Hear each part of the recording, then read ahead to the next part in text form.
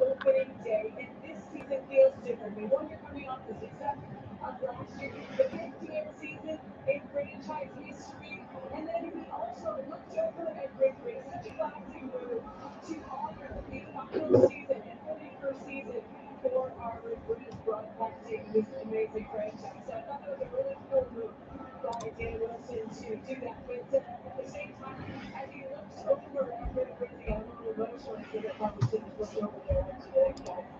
Yeah, that was a special moment. Those two have spent a lot of time together, both as a player and the manager. What's going on, everybody? John here with you. It's a Thursday, March 26, 2026. How's everybody doing out there today? Now, this one should be pretty fun as far as the Seattle Mariners. I want to make sure that everything else is going through and on this broadcast, and hopefully it is. Head coached by the Cleveland Guardians is Stephen Vogt. It is Stephen Kwan in left field batting left, Chase DeLauter in right field will bat left. The switch hitting Jose Ramirez at third base, Kyle Manzardo as the DH. He will bat fourth. Bo Naylor as the catcher, bat fifth. Rhys Hoskins is the first baseman. Will bat sixth. Daniel Schneemann will draw on the lineup. Part of the 7-8-9 play center field, bat left. Gabriel Arias, shortstop, batting right. Brian Rocchio will round it out at second base. The switch bat. It'll be the bench, Austin Hedges, David Fry, the infielder, Anel Martinez, the outfielder, and CJ Capis, who has tons of power that could draw into the lineup. For the Seattle Mariners, again, I'm just double checking the X space here. For the Seattle Mariners, it is Dan Wilson. They were 90-72 last season. The Guardians were 88-74. Guardians won the AL Central as the Detroit Tigers fell all the way back, but then lost in the wild card to them. The Mariners won the AL East, but they lost to Toronto in the LCS after defeating the Tigers in 5 games. They have a couple new additions. They have a couple key subtractions. Brendan Donovan from the St. Louis Cardinals will lead off. Will play third base, bat left. Cal Raleigh, the switch hitting catcher, will bat second. Julio Rodriguez, J-Rod will bat third. Center field right-handed Josh Naylor gets that long-term extension to stay with the M's, coming over from the D-backs and the former Guardian. He will clean up the first baseman about left. Randy Arozarena, former Ray, still with the Mariners. Will bat fifth, play left field, bat right. Luke Raley draws in the lineup.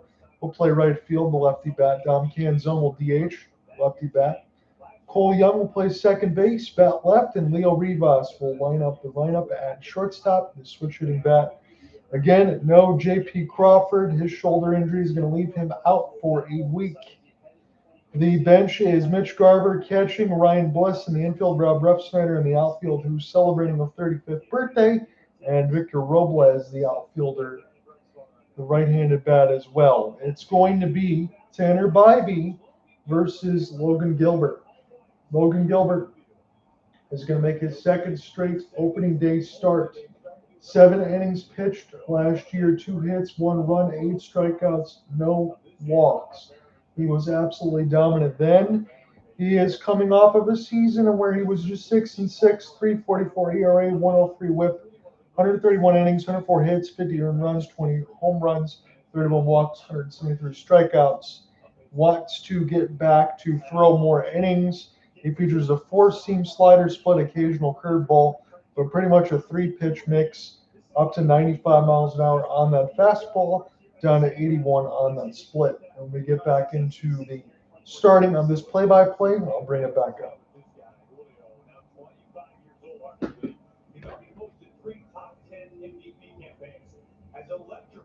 Test. Test, test, test.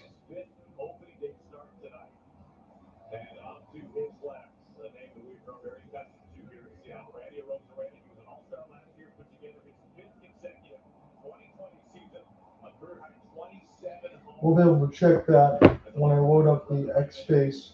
But we got everything here as far as the reporter. I believe it officially, if it doesn't work. The best news of the winter came early when he agreed to a 5-year free agent deal with the Mariners. And second base, Cole Young. What a big talk for him in his career. First on the scene last year, the huge prospect of the monkey road. He came into camp this year, Aaron, on an absolute mission.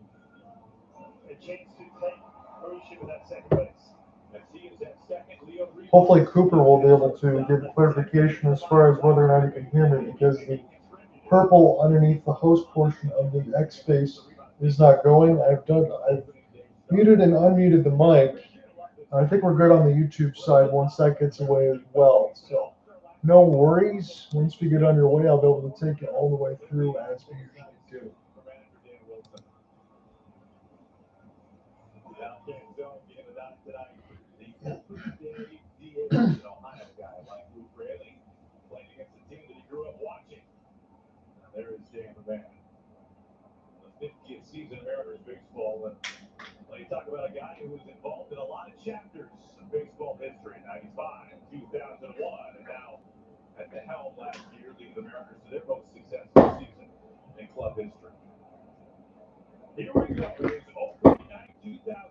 Let's get underway. Logan Gilbert to Cal Rowley. And that's a fastball right up the gut against Stephen Kwan. Make it 0-1 for Kwan. 156 games played, 272 average, 11 bombs, 56 RBI, 81 runs, 55 walks, 60 strikeouts, 21 stolen bases. And 272 might be a little bit low, about 15 points below the average of Kwan. And you would expect in the mix of that, if he perks up and Jose Ramirez stays the same, and they got Chase DeLauter making his regular season debut in right field out of AAA Columbus. He's a 34th prospect in Baseball America. Might not be a team that scores a ton of runs, but Kwan is going to be the guy that has to kind of drive that bus. Here is a chance for Donovan, and the newest member of the Mariners will go ahead and make that catch toward third base. It's a pop out for Stephen Kwan. So Chase DeLauter, again, as we said, the 34th overall prospect according to Baseball America. CJ Kayfus is another one that got some postseason time. He's on the bench today, but he's got a ton of power. He gets about a home run every 10 at bats. So you would expect DeLauter to be able to get some burn. Kayfus will get some burn at some time. I would imagine in between Kayfus and DeLauter, especially when you get toward the summer months, as long as they stay up here the whole way, that Daniel Schneemann, Gabriel Arias, and Brian Rocchio in the infield, between Arias and Rocchio will get less time. Half-hearted cut. They're going to say he went. It's a 1-1 off of the split. So as I'm watching, as far as what this is carried on, and this is on MLB TV for Seattle. They have that logo there. For the Tigers, it was Bet365 on Detroit Sports Network. But it was the same graphic that they would use for MLB. I got to say, I like that score bug that much better than anything that was on Netflix. That was pretty horrendous, to be honest with you. Although Matt Vasgersian's excellent, but they got to fix that scoreboard. 2-1 on an inside pitch that misses, and he swings and is a little late on a 95-mile-an-hour fastball as DeLauter. Make it 2-2. Again, I got the nightcap here for you. I'm anticipating Cooper Hopkins probably join me somewhere between the 6th inning. We'll have him take over. That was awfully close on a split up, and they did not show the track box. Again, it's a little bit early. That was just outside. Could have been called a strike. We do have ABS for the first time this year. This is right up the gut.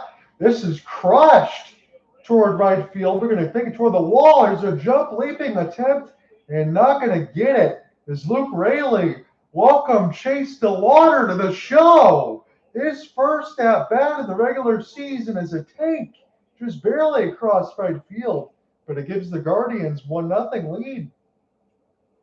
That's an exciting time for Chase DeLauter, ladies and gentlemen.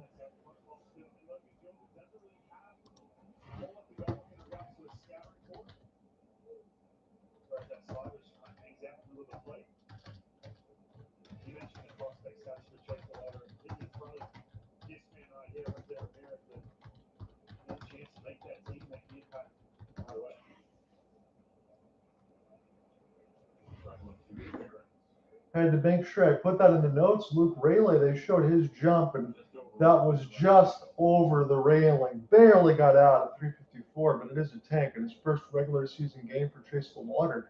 Saw Kevin McGonigal get 4 hits for the Tigers. His big swing and a miss for Ramirez. That was unlike him. Make it 0-2. Now for J-Ram, he just continues to move that tilt-a-wheel as it's 158 games played at 162 and 283, 30 tanks, 44 stolen bases for the 33-year-old. So there is a lot of youthful exuberance in those legs as he slashes Gilbert's pitch lazily down the third base line. He's about to throw pitch number 13. He's given up a run. He's got one out in the top of the first. We are at T-Mobile Park. John Underwood, you're watching this one on MLB TV. Up top toward the dome of Ramirez. And he works his way back into this count. So Guardians offense, Major League Baseball ranks out of 30 teams, 29, 29, 28, 28. That's average OBP, slug, and WRC plus. So you've got to really step on this team if you're Seattle with their pitching staff. And Jose Ramirez strikes out. Pop out of Stephen Kwan, strike out of Ramirez, and we'll leave it up to Kyle Manzardo for the rest of this first. Manzardo, 142 games played, 27 home runs, 70 tanks. He does have 135 strikeouts. He is just 25 years of age. Not saying he's got to turn into Travis Hafner or Jim Thome, but you want to get more power in this lineup as we just profiled the lack of production. Notwithstanding for the Tigers and their collapse in the AL Central, which gave it to the Guardians last year before they lost to the Tigers in the wild card. They need those numbers to get better with not too many new additions, as Manzardo knocks a split straight back. He has one for fear of the tank against Logan in his young career. Logan Gilbert trying to stop any bleeding right here. It's only the one solo shot for Chase DeLauter, his first regular season game. 1-1 is just toward the right of the belt. I wish they would show the box here towards Seattle, but they don't really do that as far as the live box. That one just caught the outside black, make it 1-2. So I probably won't have as many of those calls today as Stephen Vogt looks on. 168 home runs was 20th. And this is another pitch that got blasted, way fouled in the right field line, but that would have been absolutely gone if that was fair. So just a little bit out in front of it was Kyle. And we'll dig in again. Gilbert trying to get this done underneath 20 pitches. Again, it's opening day. We got the nightcap here for you. You don't want to overextend. O'Neal Cruz absolutely messed up a couple of those for Paul Skeens. He got pulled in the first inning after giving up 5. Another one up the gut at 92. Not a lot of velocity there. And we'll send it straight back. So Gilbert not looking so sharp in the strike zone just yet, as the Guardians have a 1-0 lead. They're still the first to bat here in the Emerald City. Pitch clock down to 3. He will get the sign from Cal Raleigh, just get underneath his motion. And another challenge fastball. Manzardo doing a great job driving up this pitch count early for Cleveland. There is not a seat to be had. Again, I would like to go to this ballpark at one time with Mr. C. Hop. Pitch number 21 for Logan. This is down in the dirt. Manzardo is punched away, and all he's got to do is throw over to complete the strikeout. He does. A pop out, a home run for Chase DeLauter, and 2 strikeouts for Logan Gilbert. We'll go bottom 1.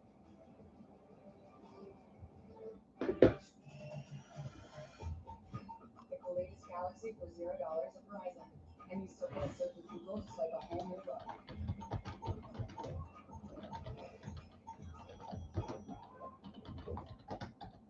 So hot. Yeah. Now at Verizon, get the new Samsung Galaxy S basic Ultra for $0.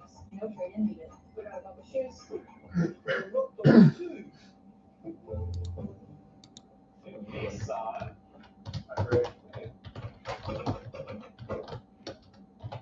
Yeah, I'm going to do his faces.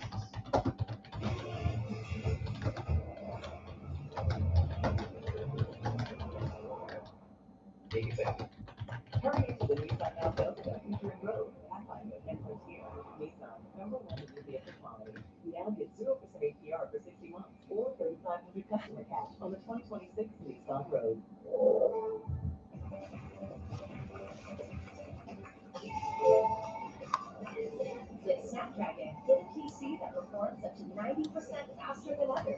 applies.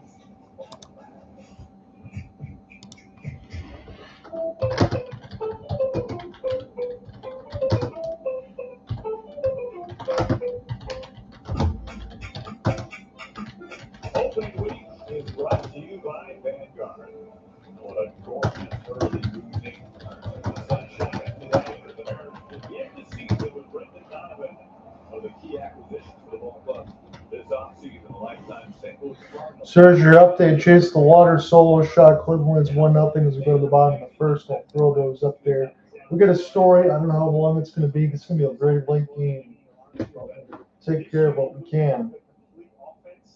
Tanner Bybee gets set to start on opening day for Cleveland as a fastball misses up top. Again, 95 for Bybee. That's about his threshold. 79 miles an hour on a curve. Fastball up usually, inside sweeper curve, but everything else all equal.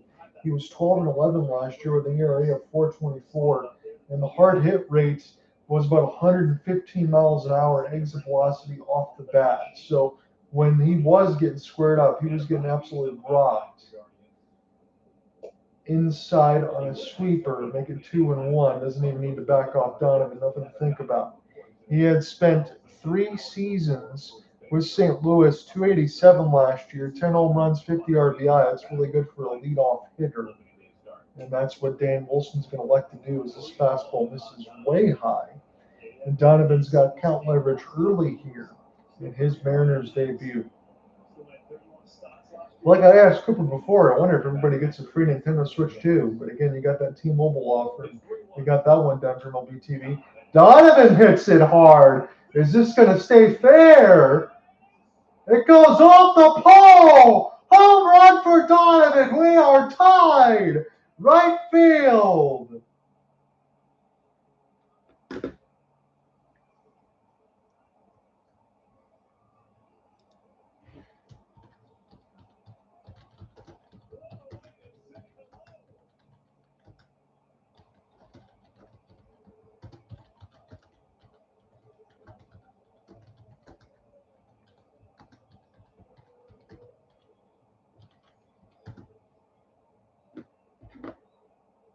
So that didn't take long for Mr. Donovan there.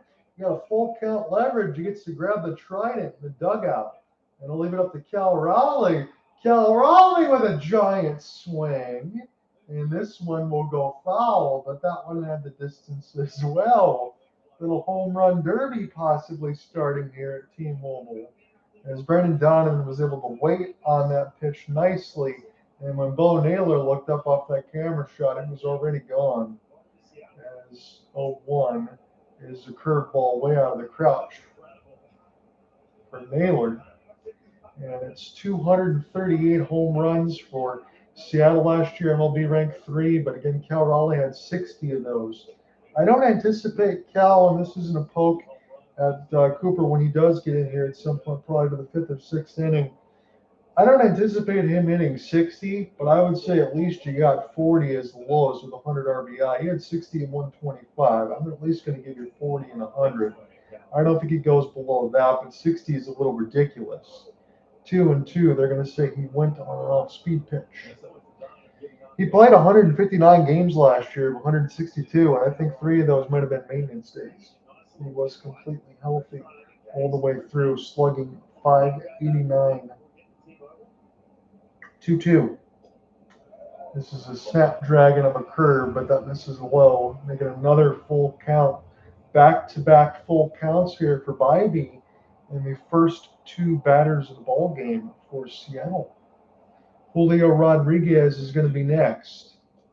Inside, and Cal does not offer. So it's a home run and a walk for Cal.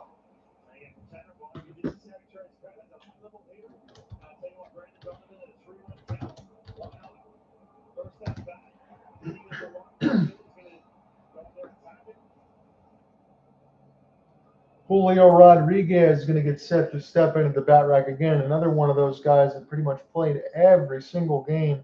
160 last year for J-Rod. This one hurt Naylor, and he is going to need a step out toward the right foot for Bo. before he gets back in there to catch. Again, he is the younger brother of Josh Naylor, and then they have another prospect in the mix of the Pittsburgh Pirates as well. WRC plus 126.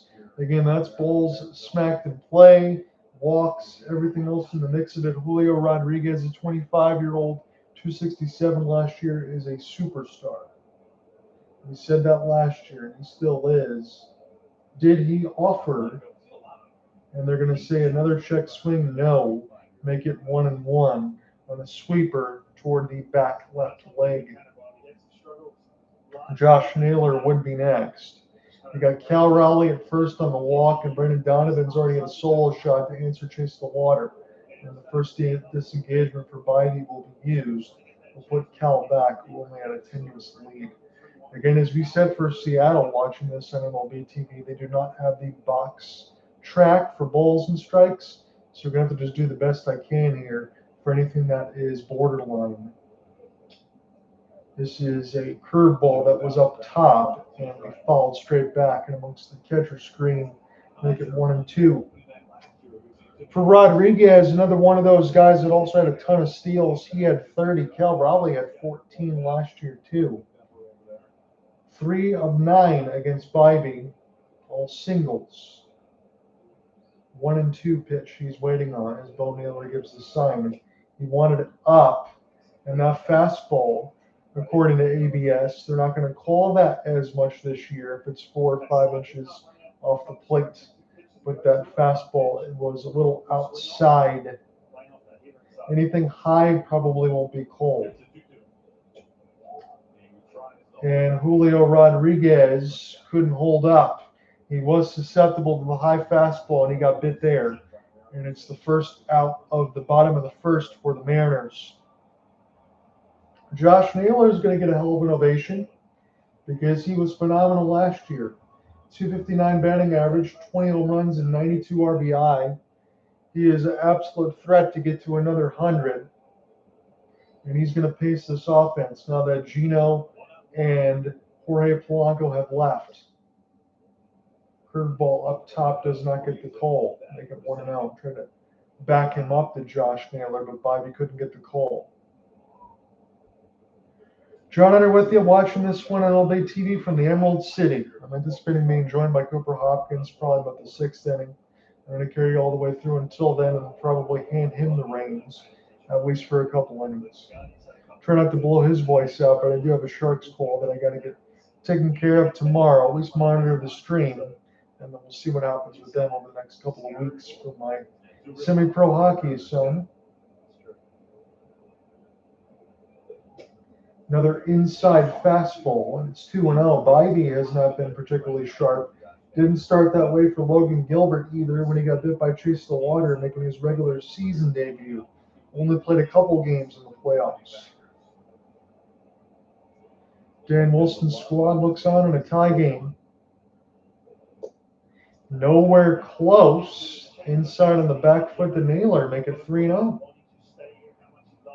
MLB average is about 8% walk. He's about 8.5. Strikeout is only 14% for about Naylor, a little less than that, 22% for the MLB average. So he puts ball in play. And 3-0 is the count leverage, but you got to think there's going to be a courtesy take here. Taking a long time to get back into the batter's box. 32 for 89, 5 tanks, 22 RBI. And this is move over from T-Mobile from the D-backs. Up the gut. This should be able to step on the bag and toss over. So no problem there for Rocchio. Able to get that toss over, and the Guardians will get their double play. But it's 1-1 after 1.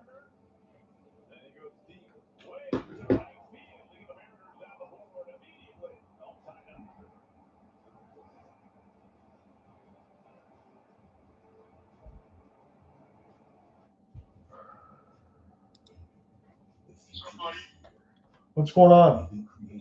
Not much. I got the Dodgers game on, and I got the Arkansas, Arkansas, and Arizona. You got a lot going on here today. I'm going to monitor some of those scores as well.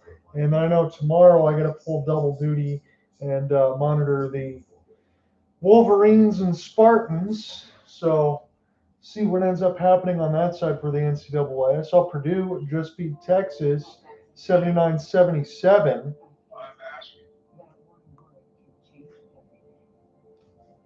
What's it called? I bought, you think this was smart? I bought Apple TV so I can get MLB Big Inning. So I watch a lot of baseball. I think the guy's the cheapest way to get that. Yeah, it's a different thing for me now because in my neck of the woods for Detroit, it is the Detroit Sports Network, and that would be a separate purchase. But I am able to watch the replays like a half hour after. Well, And Kevin McGonigal had a pretty nice day in his debut. yeah, I get what you're saying. It's that out of market stuff. But if you get that MLB Big Inning, they share that stuff. So, Yeah, I don't even you know have. what I mean? Yeah, no, I do. I just don't even have from where I am with my fiance in the condo. I don't really have access to it.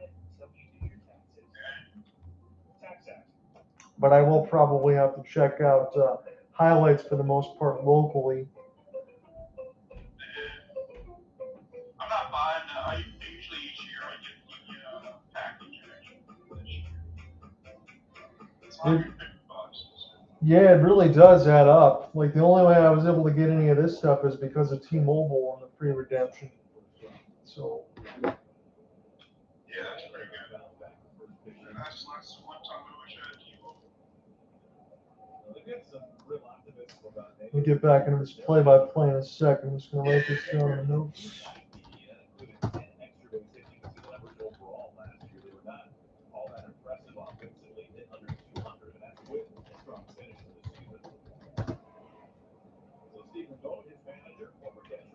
So Bo Naylor going to get things going here. He is set for the 5th spot in the order. Again, he was moved up for Rhys Hoskins for the primary on MLB RotoWire when I was getting some of this stuff together. I didn't think Daniel Schneemann was going to draw in. I think it was going to be CJ Kafis, but at some point, probably in the summer, you're going to see Kafis because he's got a ton of power to be able to carry across. 22 doubles, a triple, and 14 home runs. But the average for Bo Naylor, not much to sneeze at 195. He does have 45 walks. That is a lot for a catcher in 123 games. But for an offense, as Cleveland is, sitting about dead last in Major League Baseball, 28 out of 30, he's another one of those guys they're going to need to see percolate because he didn't add too much in the offseason. This off-speed split will be sent straight back toward the first baseline. Again, we talked about his walk rate, about 11%, a little bit higher than league average. Strikeout a little bit higher as well. But you do have leverage to draw walks at the catcher position. As Cal Raleigh gives a sign to Logan Gilbert on the 2-2. Does not offer on the split. There has been about, I don't want to be hyperbolic here, 8 or 9 check swings already as we're only the first 6 outs into this ball game. We're starting the second inning. John, here with you so far on a solo call, but I think Cooper Hopkins will be joining in at some point, probably the 6th inning. That's a perfect splitter, maybe a little bit low. You could have maybe argued that on ABS, but I don't think Bo Naylor is going to do so.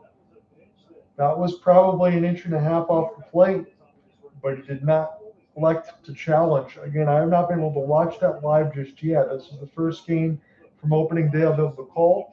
To see how the ABS is going to be automated, but Cal Raleigh framed it enough, I guess, and it was generous and got the call. Now, Rhys Hoskins had spent some time at the very beginning of his career with the Philadelphia Phillies, most recently with the Brewers. A guy closer to the beginning of his career that could get you 30 home runs, maybe a little bit more at that spot. If he can get you 20 now with Cleveland, I would think they'd have to take it, is my guess. He had 12 last year. I do think he's got a little more power to give, and we'll see if he's going to be able to break through that. Again, this is just game 1 of 162 as curveball. Doesn't normally get thrown by Gilbert, but it draws a strike. It's 0-2. Fastball. Now they're showing a strike zone here. I'm thankful for that if they can keep that up the whole way. Toward the top left corner is fouled straight back. Gilbert About 16 to 18 pitches in that first inning. Trying to go ahead and get this all the way across again. I'll get Ian on board.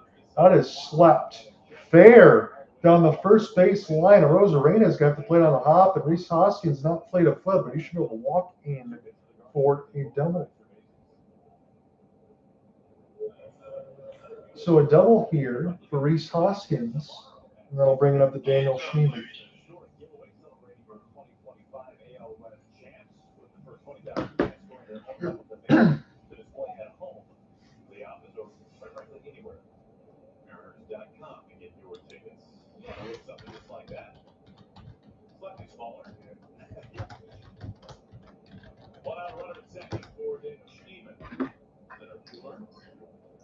Leave it up to Daniel Schneemann now. After the double from Rhys Hoskins, he sits at second base with one out. Logan Gilbert is going to have to deal with a little bit of foot traffic here. Schneemann doesn't have the greatest numbers. He's only batting .206. He did have 12 home runs last year. Again, at some point, as I said, C.J. Keefus, I think toward the summer, maybe even a little bit earlier, will draw into the lineup with more consistency. If Schneemann is late on a fastball, would have been a ball up top anyway. Make it 0-2. Now, Gabriel Arias and Brian Rocchio, 8 and 9 in the infield, do not bring anything offensively, and that is where Cleveland's probably going to struggle, as a splitter is blocked by Cal Raleigh. Make it 1-2. That bottomed out at 78 miles an hour. Fastball anywhere between 95 to that splitter at 78 is the differential at the most for Logan Gilbert. Trying to keep this a little more clean on opening day and keep the score line right where it is. Another splitter, and Schneemann's going to offer at it. He'll go bye-bye. He strikes out, and we'll leave it up to Gabriel Arias at the 8th spot in the order before we'll get set to flip it back over eventually. But Arias, probably where the end of the line is going to be. We'll see if I have to do foot, insert mouth. But it's 129 games played, a .220 average, 162 strikeouts. I put that in bold because that led the team. Not very often he'll put bat to ball. So strikeout, Schneemann's still at second after the double. And Guardians try not to strain a runner. And an excuse me swing on a fastball. Nowhere close. Make it 0-1 against Arias. 27 walks, 11 home runs, 54 RBI. Not bottom of the barrel in home run power, but still not a lot of that for Cleveland, the Stephen Vogt squad. Fastball right up the gut. Make it 0-2. Does not offer. Contact rate for Logan Gilbert out of the zone about 40%. Whiff rate about 61. That was his main point for Logan Gilbert, even though he only threw 131 innings. He did have 173 strikeouts. Fastball, nothing to think about. Takes Cal Raleigh out of the crouch and makes it 1-2. John out here with you, commentating from the Emerald City. This is the nightcap of MLB opening day. Waiting on the 1-2 is Arias.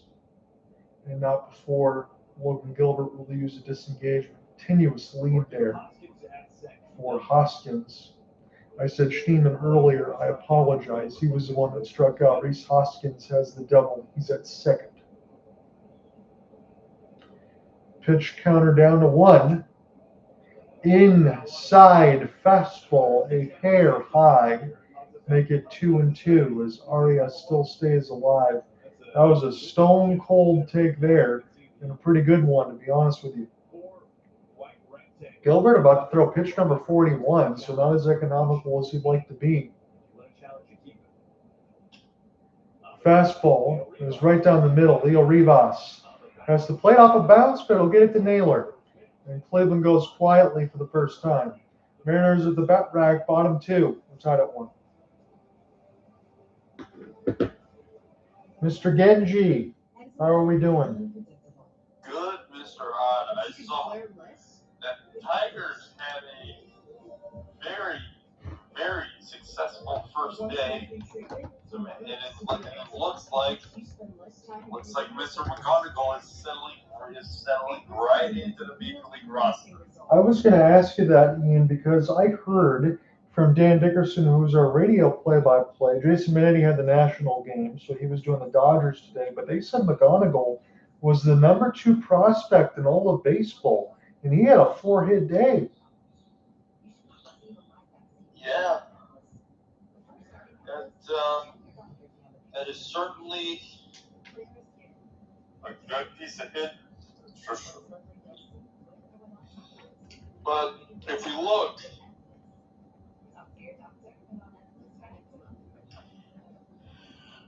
that is correct. McGonigal, 4 hits, 2 runs, Couple of doubles. Yeah. a couple of doubles. Yeah, and Scooble did Scooble things. The most obvious statement in the world is for the Tigers to stay away from the backhand bullpen of Suarez, Jason Adam, and Mason Miller. And if they can do that, maybe they can do some damage because Nick Pivetta, I saw, had a little bit of struggle streak today as far as locating some of his pitches. I've not been able to look at the ABS system just yet, but I'll be interested to see how that works. I see the Dodgers are destroying the Diamondbacks right now. That is 8-2. That's the only other game that's live right now. Everything else has gone final. And once we get another moment, I have to ask you about some of the tweets that I saw about Mr. O'Neill Cruz. He did not have a good day today, and Paul Skeens was the recipient of that. So John, I went back and looked at the 2 plays in question that allowed the Mets to score 5 runs off of Paul Skeens. Yeah, that ERA should be charged to O'Neill Cruz. Yeah, that's the thing because it doesn't even touch his glove, correct? That's the reason why it doesn't. He flat out. The man. Go ahead. Sorry to interrupt, but tell me you are seeing what I am seeing. The man just stops running. He took it. Yes. He is jogging. He is trotting out there in center field. Yes. He took an awful route. He trotted on the first ball, missed it completely. And then, okay, let's say he doesn't do that and he catches it the first time. We could forgive him for losing a ball in the sun. I saw Fernando Tatis do that earlier today, but you can't excuse both of those. No, and you cannot compound that. No, exactly. Going 1 for 4 on one end of a strikeout, where instead of the ball going somewhere, the bat went somewhere else. Oh dear God! So it was that kind of day. Luke Rayleigh goes quietly too, and it's back-to-back punchies here for Bybee as he gets a Rosarena and Rayleigh to leave it up to Dom Canzone in the bottom of the second. On the inside for the Mariners, Brendan Donovan already making an impression on his new team. Yeah, that was a pretty convincing shot that he hit toward right field. Again, Chase DeLauter making his regular season debut, the rookie for Cleveland. He got one. It was a wall scraper, but it counts the same. And that's why we sit at a 1-1 score. I'm glad that you're in here, Ian, because I was going to ask you, too, in the mix. I know normally on the space, like below when you're talking, it has like a little bit of a purple that tracks the voice, and I didn't see that when I started this, and I was thinking the space wasn't even working, but I think we're good to go anyway. Canzone waits on the 2-0, a couple inside pitches. That's a fastball right there toward the left portion of the box, make it 2-1. Again, it was good to get a little bit of WBC final practice, but again, Gino Suarez no longer a member of the Mariners. He belongs with the Reds. Canzone, this is hit pretty well, and this is gone center field. Dom Canzone, a couple of solo shots in both innings, and Seattle's got a 2-1 lead now.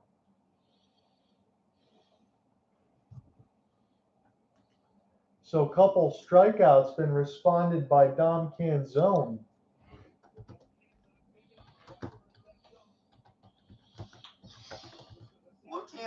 to Vibey through.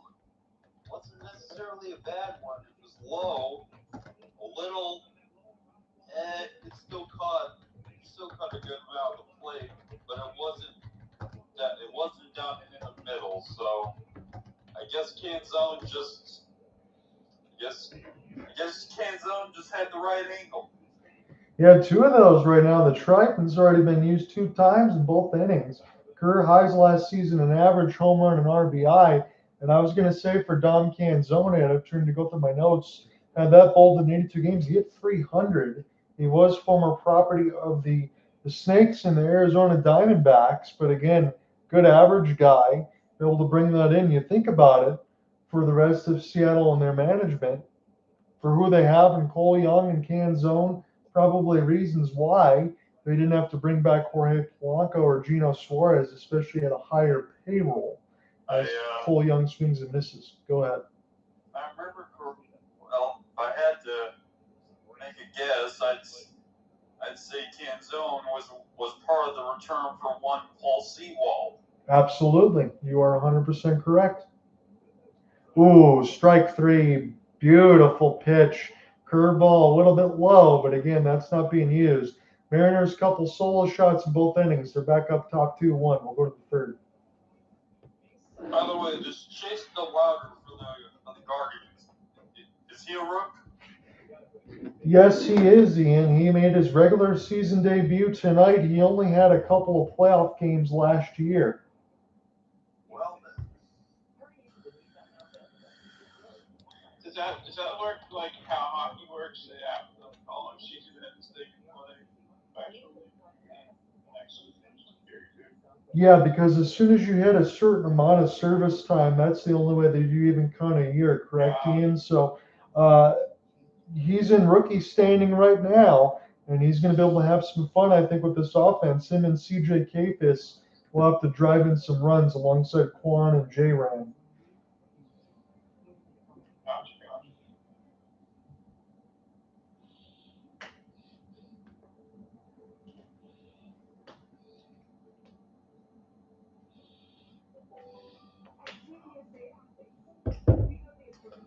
Let me look at one more thing before we start the third. These hockey scores are starting to scare the daylights out of me because I just don't think the Red Wings are going to make it. The Blue Jackets did lose in regulation. I am surprised. At some point, I guess you have to. I'm looking at the wild card now and see if this is actually updated. Yes, it is, because Columbus goes to the 3rd seed at 87 points. Montreal improves their 3rd seed standing at 90, and the New York Islanders won their game today. They're at 87 points. The Red Wings are 3 points out. They have 2 games in hand, but they are playing the Sabres tomorrow at KeyBank.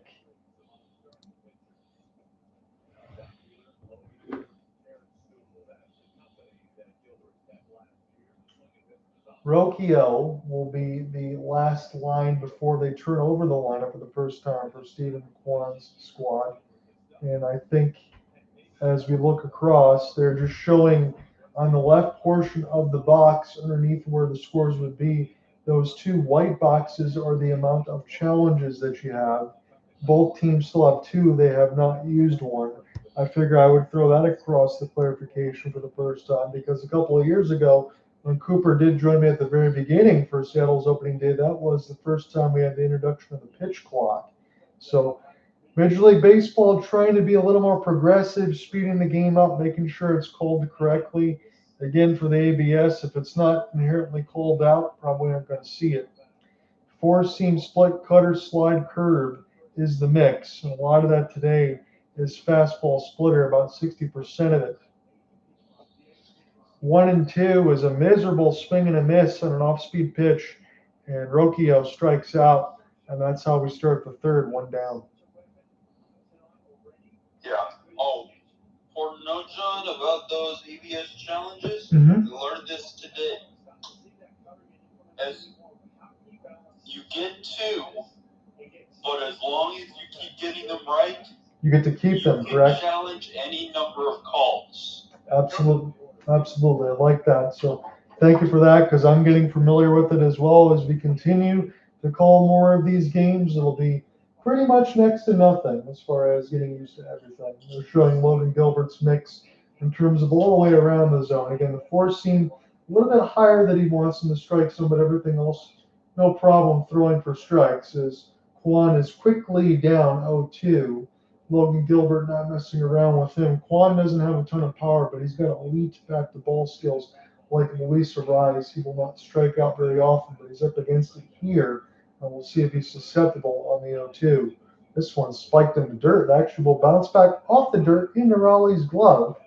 A little bit of a magic act, but make it 1-2.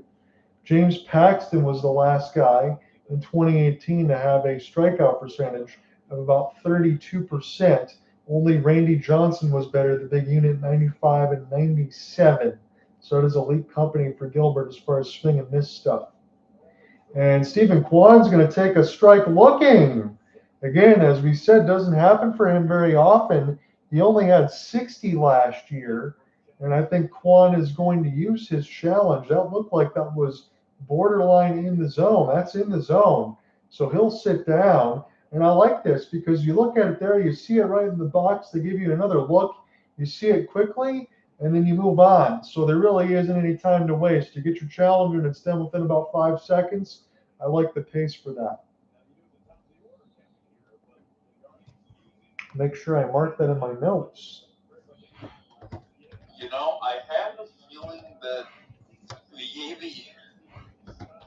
ABS system, you're about to see a lot of pitchers have to adjust their games on the fly.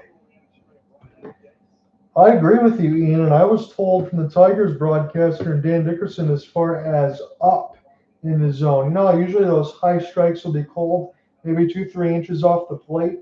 They said because of ABS, the strike zone is going to shrink, and you might not get a lot of those high fastball calls anymore. That's what they were saying early. So that's why I agree with you completely about the adjustment. We'll see as the season goes along. 2-0 against DeLauter. This is a pretty good swing. Have to run in. It was Rayleigh. It was a courtesy look, but this will be caught there for Cole Young. So the Guardians will go quietly one more time. Mariners still lead 2-1.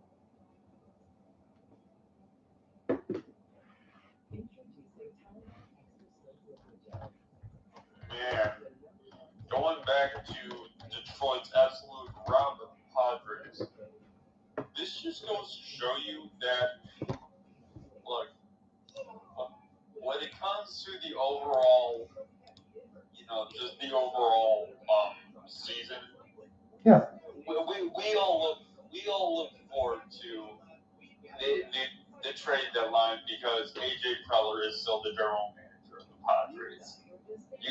We all know he's gonna do something that we're all that's gonna make our jaws drop. But now the ugly truth has become apparent, and that is this: the Padres are a Fabergé ornate, delicate, beautiful to look at on the outside. But one careless mistake, and they will completely shatter. Cooper said that many times, Ian, and you're right on the mark. You guys are in lockstep with that. They really are a Fabergé egg. I like that term. I mean, look, I understand when Mason Miller is available, and you had the prospects to get him. It's not a bet. It is, I get it. An elite closer like that, you're not gonna find many. But what do they have? Except for what they have out there on the field, they have no depth. No, I agree with you. Again, you got Tatis, you got Machado, you know that. I thought the Freddie Fermin trade was good. You know about him in the backstop with Salvador Perez as the former Royal. But yeah, after that, and their unstoppable bullpen 7-8-9, I still think this is a team that has some holes.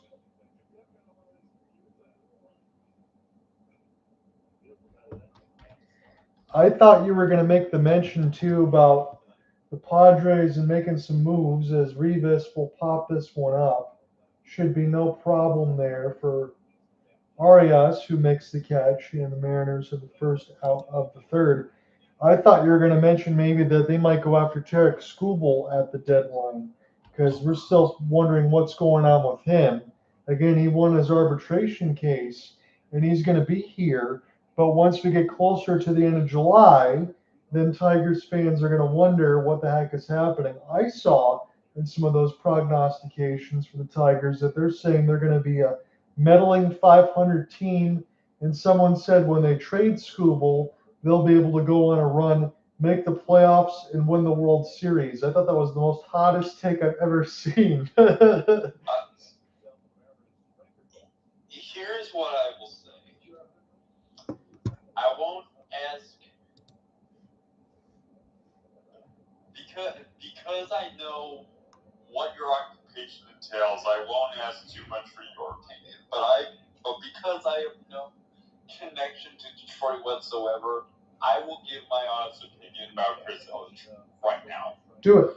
If he does not sign Tarek Skubal to a multi-year, hundreds of millions of dollars deal or contract, he has officially given up on making the Detroit Tigers a winning organization. And the big reason I say that is because whether or not his father was a spender. Everyone knows that. I understand maybe you want to do things differently. This is your ace. If you are not throwing the Brinks trucks, you are not backing them up into his driveway to keep him a Cy Young winner.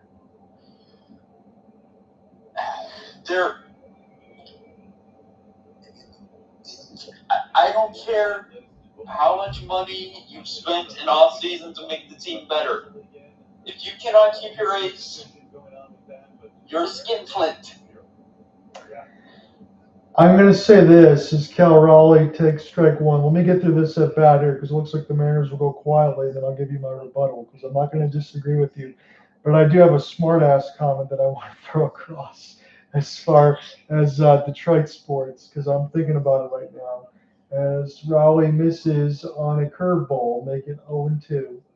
Bybee trying to get to the Mariners again, and a big grand cut for Cal Raleigh as he goes empty.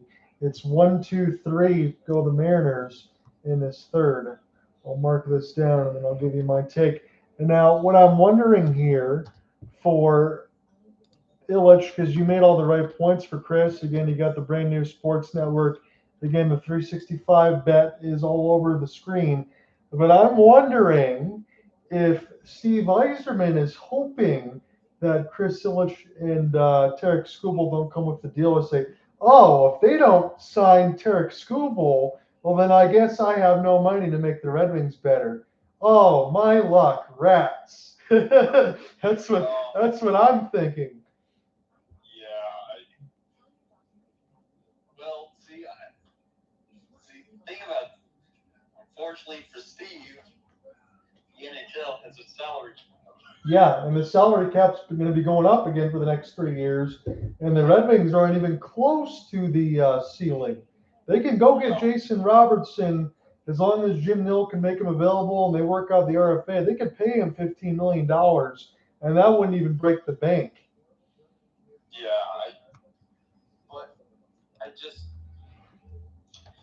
I don't really know what the last time the Royals had a true ace. Right. Before Cole Radiance was that great. He was our Cy Young winner. But at the time, the Royals sucked. They didn't stink. They sucked. So there was no reason to try. Number one, David Glass was never going to pony up the money to keep Zach Greinke there. But number two, there was no reason to keep him because they were rebuilding, and they traded him for pieces that would eventually for players that became a World Series scorer. The Detroit Tigers are not the 2012 Kansas City Royals. They are in win now mode. You have an ace, Chris. Please channel that competitive and petty spirit that drove your father to not only buy the Detroit Red Wings, but buy the Detroit Tigers from the owner of Domino's because he felt slighted. Be petty and retain your ace. I hope so, because it almost feels like a birthright at this point. Again, you talk about the 2012 Royals. I'm not going to say the 2026 Tigers are closer to the 2012 Tigers that also made the World Series, but I think this team has aspirations to get past the Seattle Mariners that they couldn't do so in ALDS. If McGonigal really is, and I know it's only game one of another 161 left to go, but if he really is the next guy that can turn himself into an Alan Trammell, into a Bobby Witt, again in that same port of shortstop, third base, you know what? Tigers might have something there, and it makes their lineup that much better. I agree. J-Ram pops out. Manzardo waits on a 1-1, and this fastball will miss up top, make it 2-1. I'm going to be really interested, even more so tomorrow. Again, I got Sharks streaming duty I have to take care of, but I want to watch Fromm or Valdez on a part of that replay, and then I got to monitor Michigan and Michigan State. It's going to be a busy Friday, as this will be tossed over. Logan Gilbert, no problem there from Naylor, able to go ahead and get the outs. And it's too quickly away for the Guardians, and this is starting to send into the pitching duel that we thought it was going to be. The over-under was set at 6.5, and it will leave it up now to Bo Naylor, batting fifth in the order for Stephen Vogt. So Logan Gilbert now starting to work his pitch count back into shape. Again, most of the time the opening day you probably go through 6. The Mariners bullpen is about as good as it gets, and they shouldn't have any problems here. So keeping the score line where it is important for Cleveland if they can add on to it, but it's only 2-1 right now on the top of the fourth with 2 outs. As curveball is missed badly for Bo, make it 0-1. Drawn here alongside you with Ian Genji. Again, Cooper Hopkins probably going to be joining me in the 6th inning, maybe. I know he said he's got to work today, but he wanted to get part of these calls. What I'm going to tell Cooper is this isn't part of a full call. We got to get another couple hockey ones before the end of the regular season. He did promise me if the Red Wings made the playoffs that we would get one of those together, but that's not looking good right now. 0-2 misses way outside on a slider. Make it 1-2 against Bo. And as I promised Ian, I got one more here in the Red Wings in me before I go fire and brimstone. If they don't make it next year, that's when I let loose. As this gets spiked in the dirt. I'm trying to be understanding and patient, but it is getting more difficult as time goes by. And I try to put more expectations on the Tigers and maybe some expectations on the Pistons. They can't shoot threes quite yet, but I still think that's a group just waiting for Cade Cunningham to return. This is a good swing. This will be put toward Julio Rodriguez, just shy of the warning track for Naylor. And the Guardians, for a third straight inning, put up a 0. Go to the bottom 4. It's 2-1 Mariners. Yeah, so I was reading up on McGonigal, and first Tigers player to have 4 hits in their MLB debut since Billy Beane. Holy cow. In 1987, and he joined, and other major leaguers to do it include Hall of Famers, Willie McCovey, Kirby Puckett, and Willie Keeler. How about that? That is a heck of a list. The one thing I'll say, Ian, I know this goes without, but it's one game, and the kids are going to have struggles as they learn to navigate the major leagues. So you can't go glass half empty, glass half full already. I want to count the sample size probably after 40 or 50 games. But what I liked today was his knowledge of the strike zone and ability to go after pitches that he feels like he could hunt. That's what you like to see out of the confidence of a young player. Don't play scared. That's basically what I'm saying there. Let's go across the collegiate scoreboard. The Razorbacks are down by 9 to the Wildcats. It's 54-40 for Arizona at the half. Iowa has defeated the Nebraska Cornhuskers. That was an all Big Ten to the Battle of the Elite Eight. They won 77-71. We said earlier, Purdue survives Texas as the 2 seed, and Illinois has a 2-point lead on Houston. Am I seeing that correctly, gentlemen? Just 24-22 at the half? That just see hearing that score. The most likely scenario: some heavy defense is being played. Unlikely scenario: neither team can throw it in the ocean. So I agree with both of those sentiments because I think you could roll the dice roll either way. But I'm going to say this out loud: first to 40 wins. First to 45. 45. I think. I was going to go over under 50. I don't feel confident saying 50. Yeah, I'm not quite sure, but I will say this: congratulations to Iowa. If please just go on to win the whole thing. You know, it's now. I don't know how many people would consider a 9th seed a Cinderella story, but you know that's the lowest seed we got. If you can get past Michigan and Michigan State on the side of the bracket on the opposite side, they deserve it. Yeah, right. Yeah, absolutely. First pitch outs for Julio Rodriguez and Josh Naylor. Again, I'm just going to profile this tomorrow. I promise I'll get back in the play-by-play. I'm just enjoying chatting with you gentlemen. But when we look across for NCAA, tomorrow, again, I'll be simulcasting for the Sharks as well. I know they have the road call, but I still have to monitor for the notes. But it'll be Alabama, Crimson Tide, and the Wolverines at 7:35 on TBS. And then on CBS after, it'll be Michigan State and UConn. UConn's actually favored by 1.5.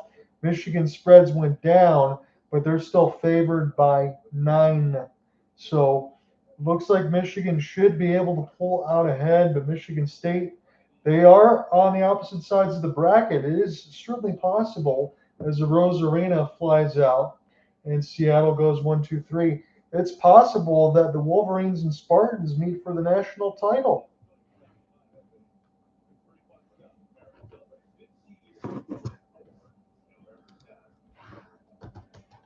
So going to your point, John, about the Red Wings, obviously,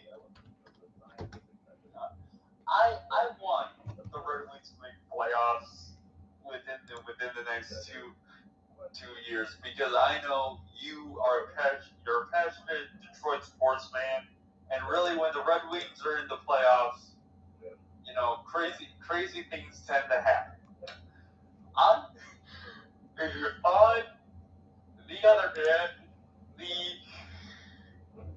On the other hand, I got the little red man on my other shoulder, whispering in my ear that actually wants to hear you go Scorch.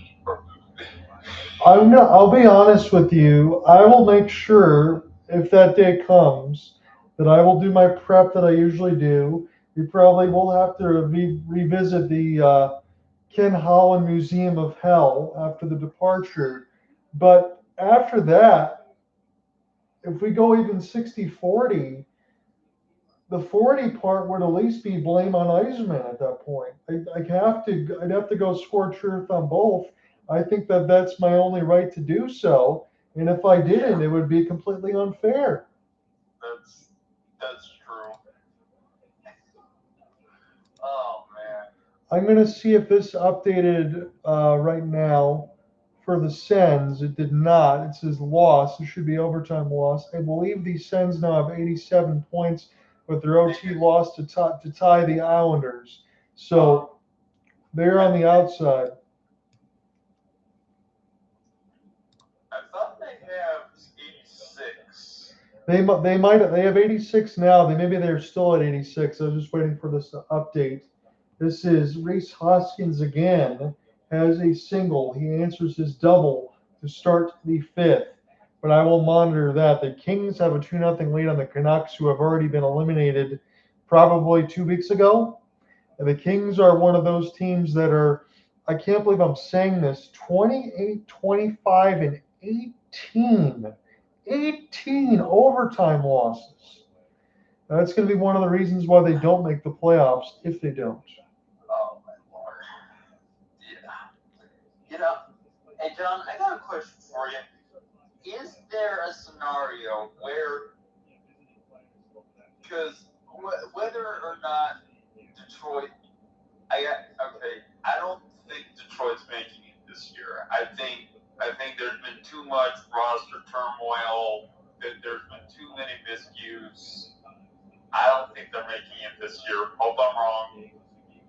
But is there a scenario where they do make the playoffs and you still vent your frustration up to this point?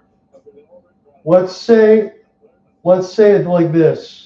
Red Wings make it as WC2. They play the Buffalo Sabres. They get waxed 4-0. Like I've seen them get waxed the last 3-4 years against Buffalo. They cannot beat them in the regular season. Routinely, they give up 6 or 7 goals.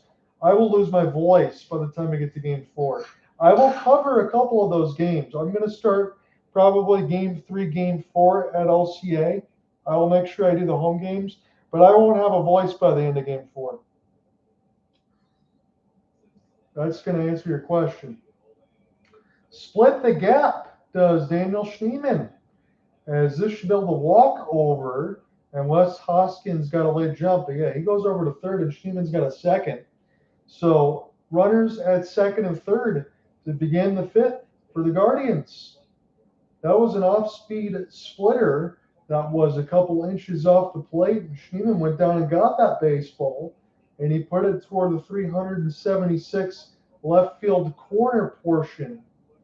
And now the Guardians are in business. Again, they have not scored since the top of the first. They've gone pretty quietly outside of Rhys Hoskins and that double that he had previously.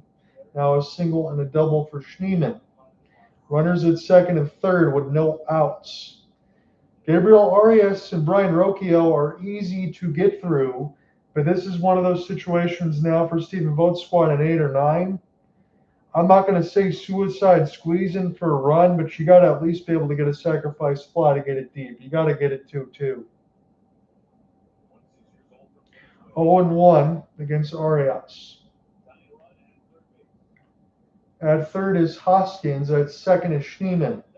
This has popped up. This is not going to get the job done. This goes to the former Guardian and Josh Naylor. And Arias, as this goes to the first base side toward right field to the net, makes the catch, does Naylor, and 1 away.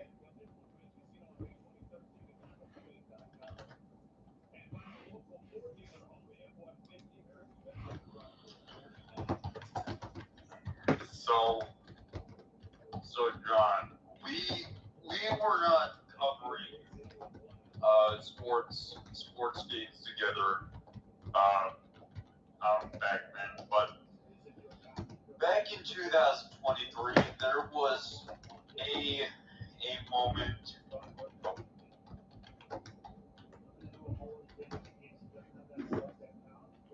Stephen Kwan getting some camera shots as Rocchio waits on the 1-0. Rocchio hard down the first base line. This is fair. This is going to score 2 runs. Here's a throwaway to second. Not in time. Rocchio does the job, and Cleveland's got the lead. So back to what I was saying. So in 2023, the 2023-24 season, or was it 22-23? Maybe 22-23. The Chiefs go. They win their second Super Bowl in a row, back-to-back champs. But before the start of those playoffs, you could not have, you would have believed that they had been the most mediocre squad going in, and truthfully, they were. You know, that was the Chris Jones holdout, all the training camp preseason, and the first game of the season. Yep. The wide receivers couldn't catch a cold. The best receiving options were Travis Kelce and Clyde Edwards-Helaire. So going into that postseason, you would have heard me ranting the last game of the season, of the regular season.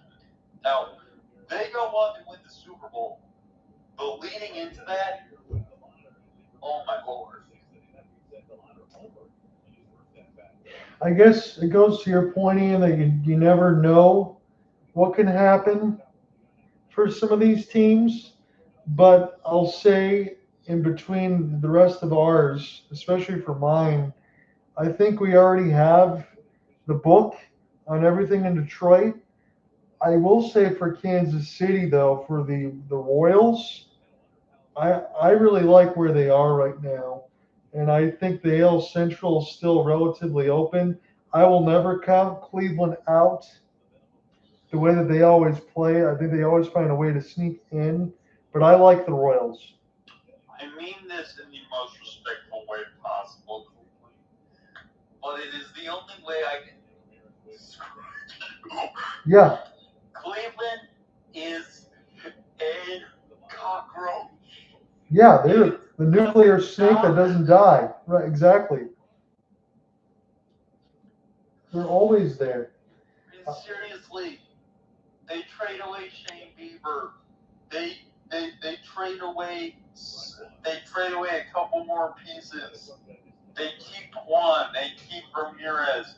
But you think their season is done, and then they just up and win the AL Central again. Tigers stepped on every landmine across the way. They were able to win that wild card as DeLauter takes a strike, make it 0-2 on a curveball from Gilbert, a rare one at that. But credit to them. They won it there. And I will say, in my own sanity and fandom, thank God the Tigers won the wild card against them, because I would have heard that over and over and over again about that epic collapse. Again, if it wasn't for Jorge Polanco and the Tigers offense maybe not getting out of their own way, they could have made the ALCS. They would have not beaten the Blue Jays. I did not expect the Blue Jays to go that far, even all the way to Game 7 of the World Series, but that was absolutely wild stuff. Nobody expected the Blue Jays at all last season, because they were at the bottom of their own division to start the year, and then they just found something. Let me ask you again. I'm going to wait until DeLauter is done here. We'll see if Gilbert. This is about to be pitch number 80, so I imagine his day is going to be done as the pitch clock's down to 2. Spikes a splitter in the dirt will get Raleigh out of the crouch. But in the AL West, my apologies, AL East, you have the Orioles, the Yankees, the Red Sox, and the Blue Jays. And when you think about it, you add Pete Alonso for Baltimore. You want them to have a bounce back here. The Yankees are still the Yankees. The Red Sox wild card berth there for them. It was pretty close. The Tigers were able to at least survive them on the last series of the year. Do I still expect the Blue Jays to get back to where they were? Because I'm going to think they're going to have to battle that division again and show me again. I don't know.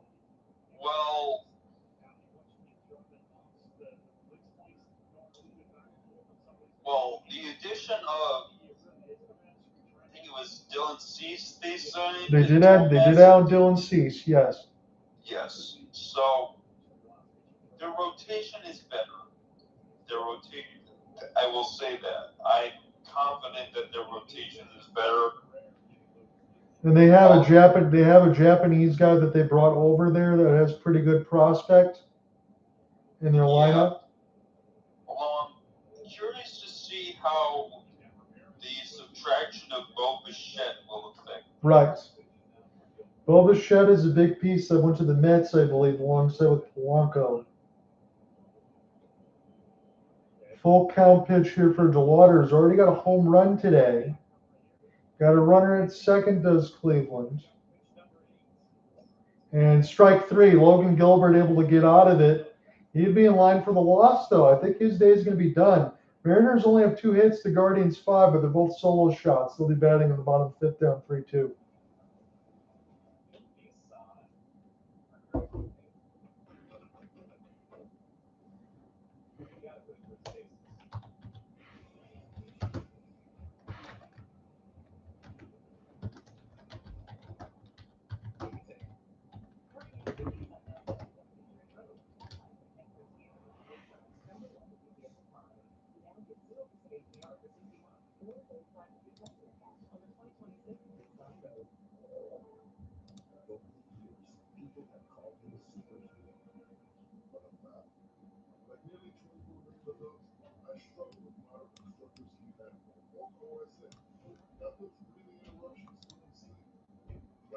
So again, as Ian clarified, Ottawa 86 points, the Islanders 87. They got WC2 right now.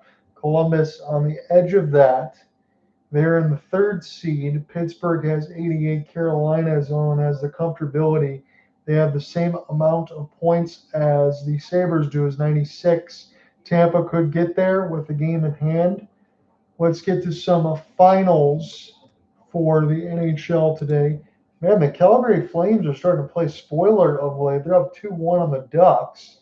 The Capitals now have the lead 4-3 on the Mammoth. Mammoth still in good standing for WC1. Canadians win 2-1 against the Jackets. Blue Jackets don't pick up any points. Penguins and Senators. The Penguins win 4-3. Senators do get a point at Canadian Tire Center. The Kraken take 2 points against the Lightning. They have been losing a lot lately. That's a huge win for them to try to get back into the playoff chase. We can say it now officially. The Florida Panthers will not be making the playoffs. 35, 33, and 3. At this point, if we go back into the standings and I click the wild card, they have 73 points. They would need an extra 14 to get there with 71 games. It is Luke Rayleigh with a solo shot as we step back into the play-by-play. 3 hits, 3 solo shots, and we're tied. Jesus. Well, so, John, I'm at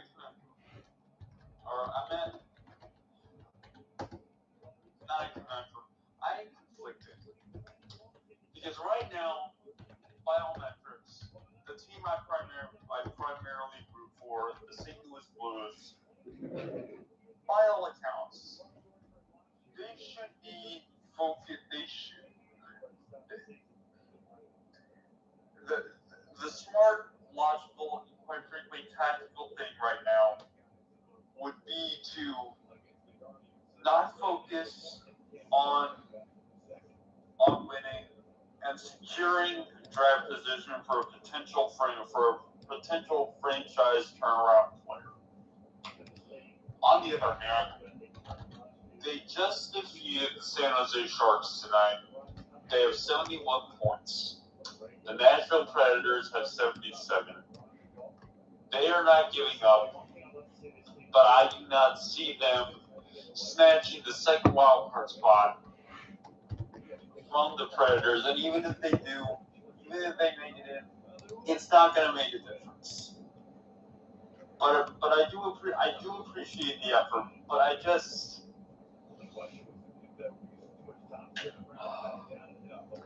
I'm looking at your schedule right now.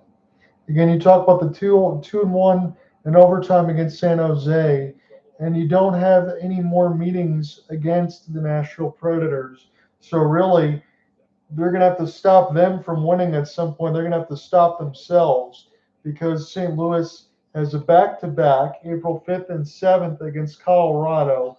You still play Anaheim, and then you close the season against the Utah Mammoth, who could still be trying to fight for playoff position. So if it is the case, it's going to be very tough to even make it.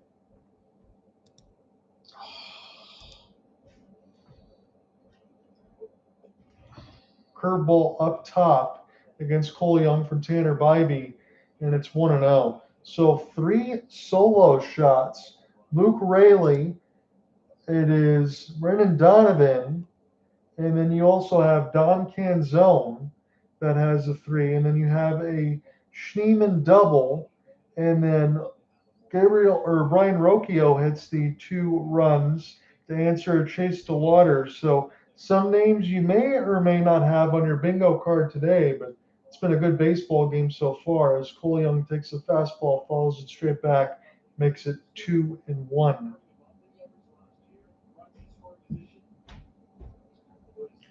So runs per game, 4.73 was 9th in Major League Baseball. Again, this is going to be an offense without Gino Suarez and Jorge Polanco.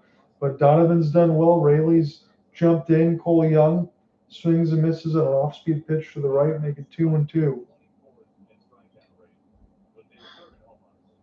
Okay, John. While we're doing this, I just saw this stat. You know what? As bad as inconsistent as everything the Oilers have been this year, shout out to Zach Hyman, who has scored 30 goals playing in 54 games. I was just going to say that to you, Ian, because the first game that I did when I was over at my parents' house, this is an ABS challenge. Cole Young and Bybee might win this one. Let's just look. That's a strike. That's a perfect pitch there for Bybee. I think it should be a full count. First game he did back, he had 2 goals against the Red Wings. And yeah, he's really putting it together. He's missed significant time to have that many goals. You're absolutely right for the Michigan man. Cole Young punches out. Again, the ABS. I like it so far. It's 2 for 2. It's quick. I have no problem with it. As Leo Rivas will be the last hope in the 5th. It's going to be a Luke Raley solo shot that answers Rocchio's 2-run double. That's why we sit at 3-3. Going to fly out in the 3rd inning. John and I are with you alongside Ian Ganji, Cooper Hopkins, probably in a couple innings. I'll have them close this out, hopefully in a win for Seattle. We would be 3-0 in home openers. Again, if he goes in progress, that will count that as a win. And it's unfortunate, even alongside Ian, Alec, Cooper, and myself, that I have not called a Red Wings postseason game since we've been doing this for about 4 years. But maybe at some point. But if we do get to the nuclear meltdown that is Detroit and Buffalo, I think you guys might want to get your popcorn ready. I'm not trying to fulfill promises or write checks that I can't cash, but I'll be pretty passionate about that. Playoffs and my own team is a completely different thing.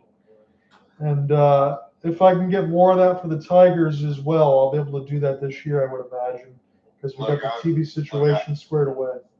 Look, I've heard Alex rant about. I heard Alex rant against the Buffalo Bills after they choked against the Denver Broncos. I've not heard Alec rant yet. I would love to hear him rant. Oh, I will. Oh, I'll send you the clip and the timestamp. Perfect. Thank you, Ian. That's very gentlemanly of you. I would love that. 3-2 full count on Leo Rivas. Inside, actually caught Naylor in the chest protector. He might need a minute. This will back off in between and discard the mask and get himself and the bearings all straight here. We're at the Emerald City in T-Mobile Park. It's a 3-3 game in the bottom of the fifth.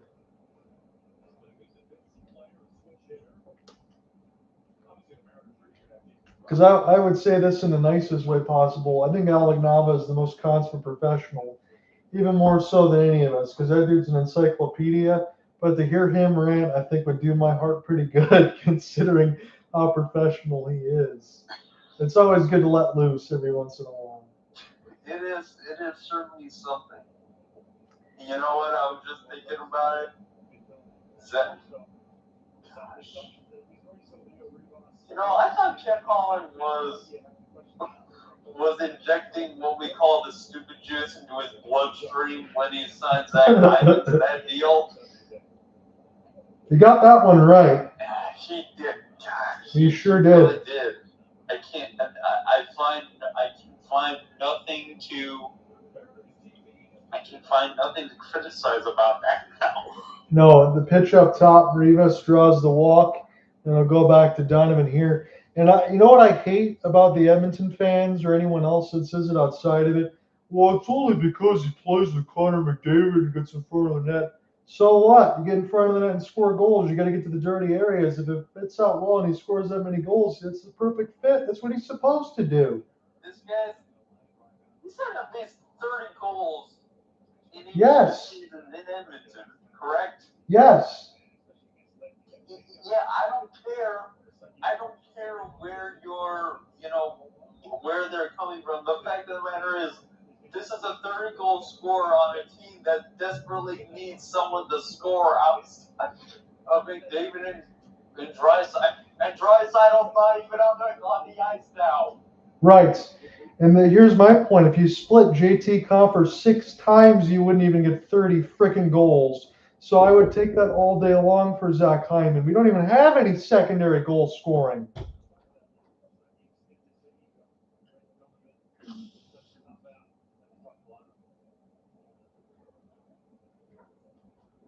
.02 is the count for Brendan Donovan against Bybee. As we get set to almost go to the 6th, we're still waiting on the last one as Rivas drew the walk.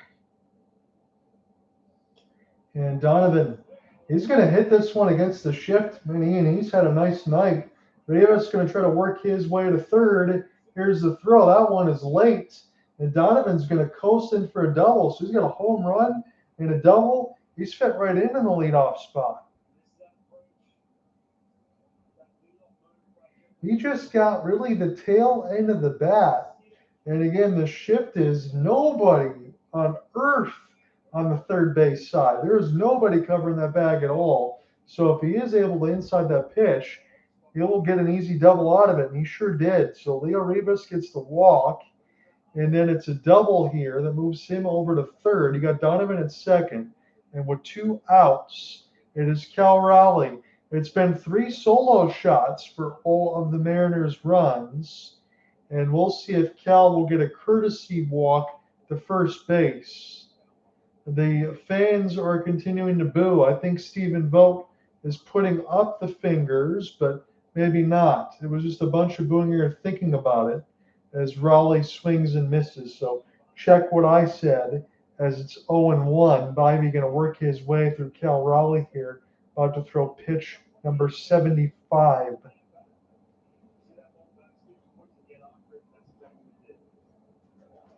RBI leaders last season, Cal Raleigh at $125, Alonso 126, and Shorebaum 132. So the heaviest of power hitters doing the damage. Fastball up top would have been a ball. He swung enough. Make it 0-2. Bybee trying to walk the tightrope of flame here. It's a 3-3 game with runners on the ponds of second and third. Mariners trying to break through. It's been a seesaw affair. Rocchio had a 2-run double. And now the Mariners back at 3-3. Spiked in the dirt on a curveball, making 1-2. I will say this. If just saw this on a talk show yesterday, if the Chiefs were to take an offensive lineman with the number 9 pick, you will hear me in a space completely lambast the Chiefs management. And I don't think it's going to happen, but a lot of people think it is. And if it does, you will hear a rather crass sighting. Cal Raleigh swings and misses on an inside fastball. Would have been a strike anyway. Bybee gets through the danger of second and third. We're tied at 3. We'll go to the 6th.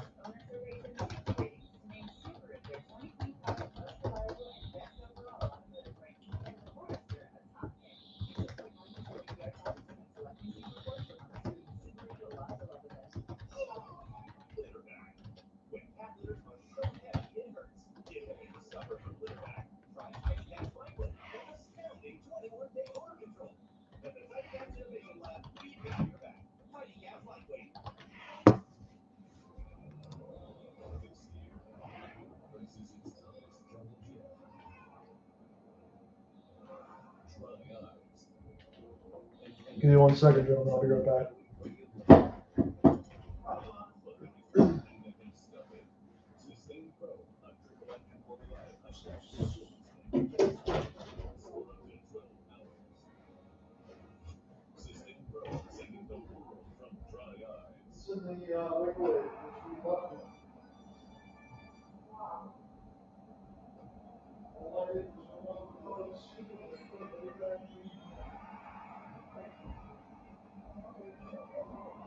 Mariners bobblehead celebrated Big Gamblers record-setting 60 home run season last year. Saturday night, 6:44 pitch for 40,000 fans to take home their very own Count 60 home run bobblehead thanks to Alaska Airlines. Get your tickets. Make sure you're right here. Mariners.com/tickets. That's the fourth that Andy. Guys, the Indians are already having a huge impact on this game. The Mariners, you could say, should have the lead right now. That pitch to Hogan on ball 4 or straight 3. Thought it was going to be ball 4. It's overturned and it ends up being strike 3. He was on the relapse walks, and all of a sudden that double by Brendan Donovan would actually have scored if he had finished off. Oh, boy.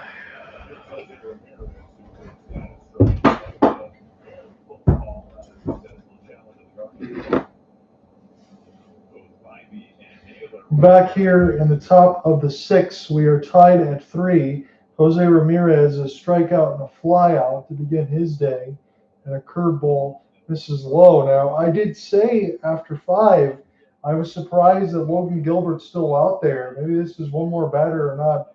Jose Ferrer still getting warm for Dan Wilson's squad.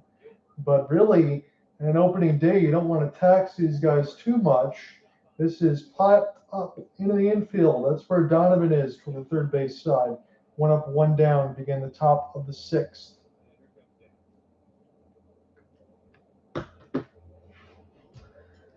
After he gets J-Ram out, looks like his day is done. So 5 1/3 for Logan Gilbert, his final line.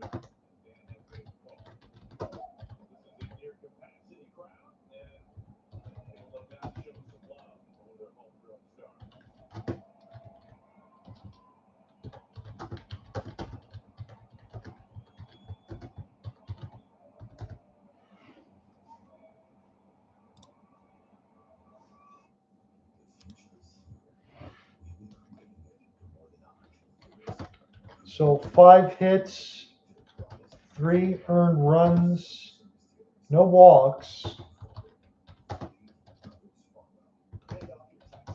7 strikeouts.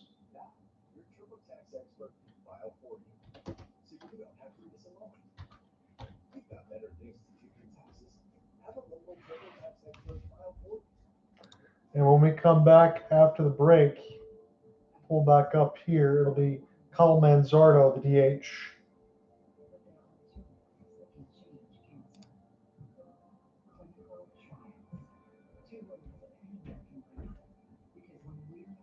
Just two lefties for Dan Wilson, Gabe Spire, and Jose Fair. So they'll use Fair now against Manzardo and Bo Naylor, lefty, unless Stephen Vogt wants to do a little bit of changes here. You got Austin Hedges, although he does not bat for a high average. He does have some power still, and he's a very good defensive catcher. David Fry is their other righty, but Angel Martinez, outfielder, wouldn't burn them yet. Maybe CJ Capis if you need to for maybe Schneeman. Logan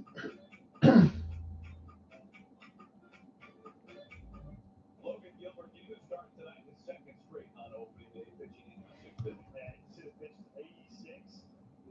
Question if he's going to come out for that sixth inning to get that run out against the middle of the lineup. So for 5 1/3, 5 hits, 3 earned runs, 7 strikeouts, no walks, 86 pitches. First pitch strikes for Gilbert were 16 of 21. As Fair will come in relief of 5 1/3 innings for Logan Gilbert in his second straight opening day start, as we're in the middle of a 3-3 ball game in the top of the sixth. Thank you to Ian Ganji for listening along. My name's John Ott. I'm your play-by-play man. I'm hoping Cooper Hopkins comes in at the end of this, but I know he is working today, as this is lined nicely for Manzardo. This should be cut off by Rayleigh. He has trouble with the ball for a moment, but Manzardo, not the fleetest of foot, will settle for a single as that was slashed down the right field line. So Jose Ramirez 0 for 3. Stephen Kwan does not have any hits to be able to speak of. If I pull back up my ESPN box just to double check where we are. So no, he does not have one, and neither does Ramirez, and yet this Guardians team still has 3 runs. If you would have said that to me, I would have thought you were lying. Naylor trying to turn a double play, but they're not able to get Bo Naylor, and Josh Naylor will go ahead and get the out at second of Manzardo, but he can't get his younger brother at first. So that'll leave it up to Rhys Hoskins. Lefty righty is good. Hoskins has been pretty good today. Got a couple of hits, a single and a double, and a run scored. It's always nice when you're slugging over 1,000, 1,500 to start your regular season. Always makes your numbers look good. You can also say that for Kevin McGonigal and the Tigers. I'm really excited to be able to watch that replay at the end of it. It's going to be late before I'll be able to get some food tomorrow, but really want to see what Framber Valdez does, because as I talked alongside with Ian, as this pitch is inside on a fastball, they get 1-1, able to back away Hoskins. But when I talk about it, was Valdez just a backup plan for Tarek Skubal in case they didn't win that arbitration case? Or was he going to be here for the long term? Well, he is now. And I know he didn't have the greatest numbers last year, but he's a guy that eats up a ton of innings. He's a guy that AJ Hinch knows very well. I really think he solidifies that pitching rotation. You bring in Justin Verlander. I know he's 43, 44 years old, but you got him at the 4 or 5 with Casey Mize. I know you had an injury there alongside Rhys Olson, but that Tiger starting pitching staff still pretty good. I think Framber Valdez will be a big piece of that. Hoskins hit this one up. A can of corn's going to drop in front of Rayleigh, and Rhys Hoskins has one hell of a Guardians debut. This was a lofty shot, a little duck snort toward the right field line. Bo Naylor had to wait for it to drop, otherwise he could have scored. He has to sit at third, and Hoskins hits it off the end of the bat, but he's 3 for 3 today.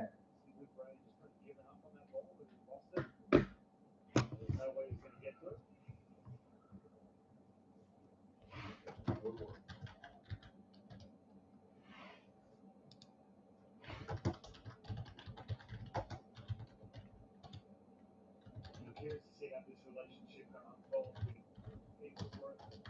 Like some of these guys we talked about early on, talented arms and identifying what can work well, and obviously I hope the left side players but find ways to get swinging miss in situations just like this one. They are out there to talk to Herrera about a pinch hitter. I don't want to see that batting for a team that's So Schneeman the lefty against Ferrer. They're going to go ahead and go to the switch bat and Angel Martinez. Now Martinez's numbers, I didn't track those as far as my official box, but they were not bad at all. He's a bat that they can use off the bench field to make contact and get slashing power. He goes after a 98 up top. He's a little bit late, but he looked ready for it. 224 average with 11 home runs and 45 RBI. Not too bad off the bench. Again, they don't have John Kenzie Noel anymore. Big Christmas, who Brian Anderson affectionately called, who knocked out the Tigers a couple of years ago. But still, Martinez is a guy that you can use off the bench with competency. If it was a righty, it would be CJ Kafis at this point. 1-1. And a curveball. Make it 2-1 at 88. Still one more challenge left for Cleveland. Seattle has not elected to use any just yet. You got Naylor at third, Hoskins at first. This has popped up. Rayleigh now cutting over to foul territory, makes the catch, and Seattle doesn't give up anything. Ferrer was close to giving up something as Rhys Hoskins went 3 for 3. We'll go bottom 6. We're tied at that same score.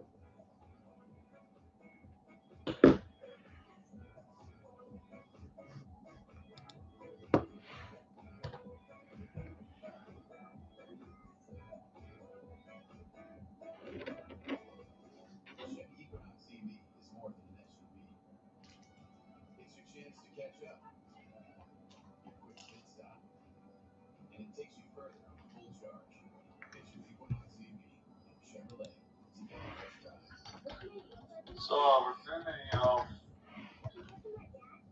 another space earlier today. It's a few guys get together. They just talk baseball all day, pretty much. I don't know if they do it every day, but I proposed a question to them: which team is going to make the first trade of the season? Like, and I mean in the instance of such as last season when the Padres traded for Ramirez. Right. Who would make the first trade? When I think about that, let me just pull this up as far as the teams and maybe the 2025 standings. Just to make it interesting, you cannot say the Padres. No, we already talked about them. Yeah, because we all know AJ Preller will find a way to sell more of the farm. Well, he will find a way to sell the farm even when the farm isn't there. But outside of AJ Preller, who's making that first trade?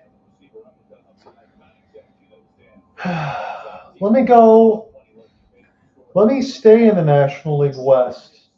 What about the Diamondbacks? They want to get back into the postseason and do some damage in a division that's very, very difficult. Don't you think that they would be one of those teams that might consider making a move? Yeah. I mean, it wasn't that long ago they were in the World Series against Texas and lost. Right. So with that, I think let's see. They probably. Do you think they trade for a pitcher or no? Wait, or maybe.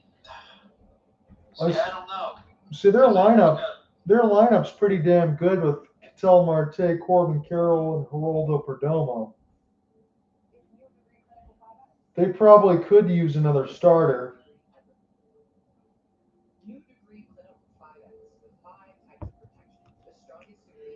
And then I keep wanting to go in the National League, Ian, to be honest with you. And I can't predict anything in the American League East. I'm not even going to try on that end. That's going to be an arms race, and I'd be stupid if I attempted to.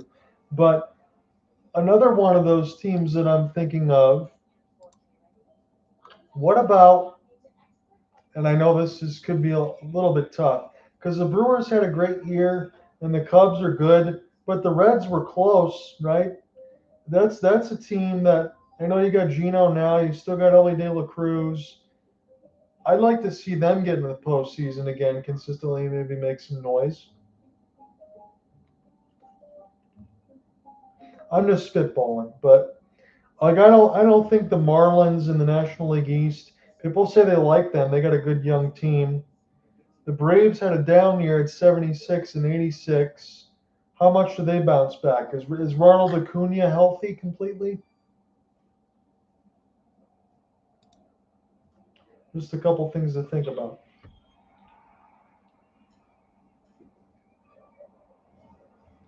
The Mariners TV is presented by Vanguard. Opening week is brought to you by Vanguard Display.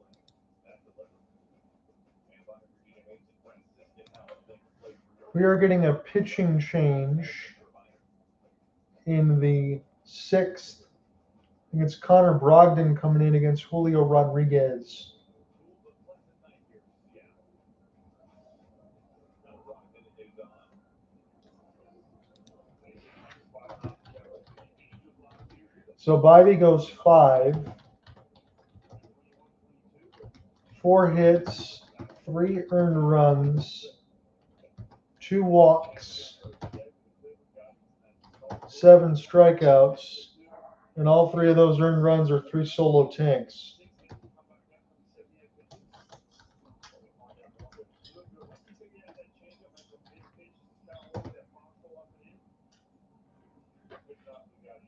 And 4 hits, 3 homers. None of them Canzone and Rayleigh. Here's Julio's business. So Julio Rodriguez gets set to go in here in the bottom of the 6th. That is a pretty good pitch.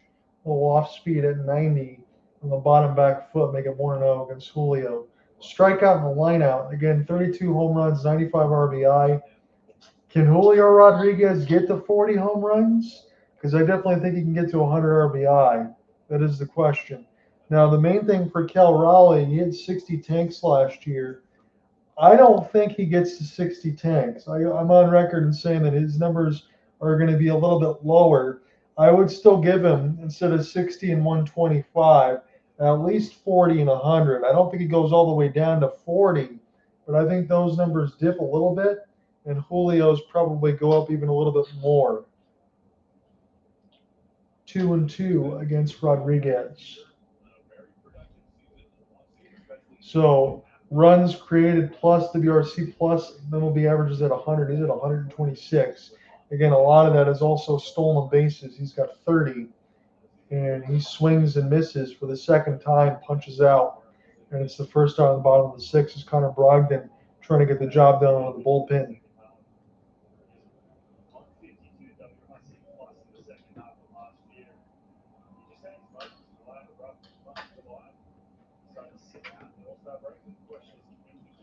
So Josh Naylor's got that 5-year deal as we talked about earlier before everybody got in here.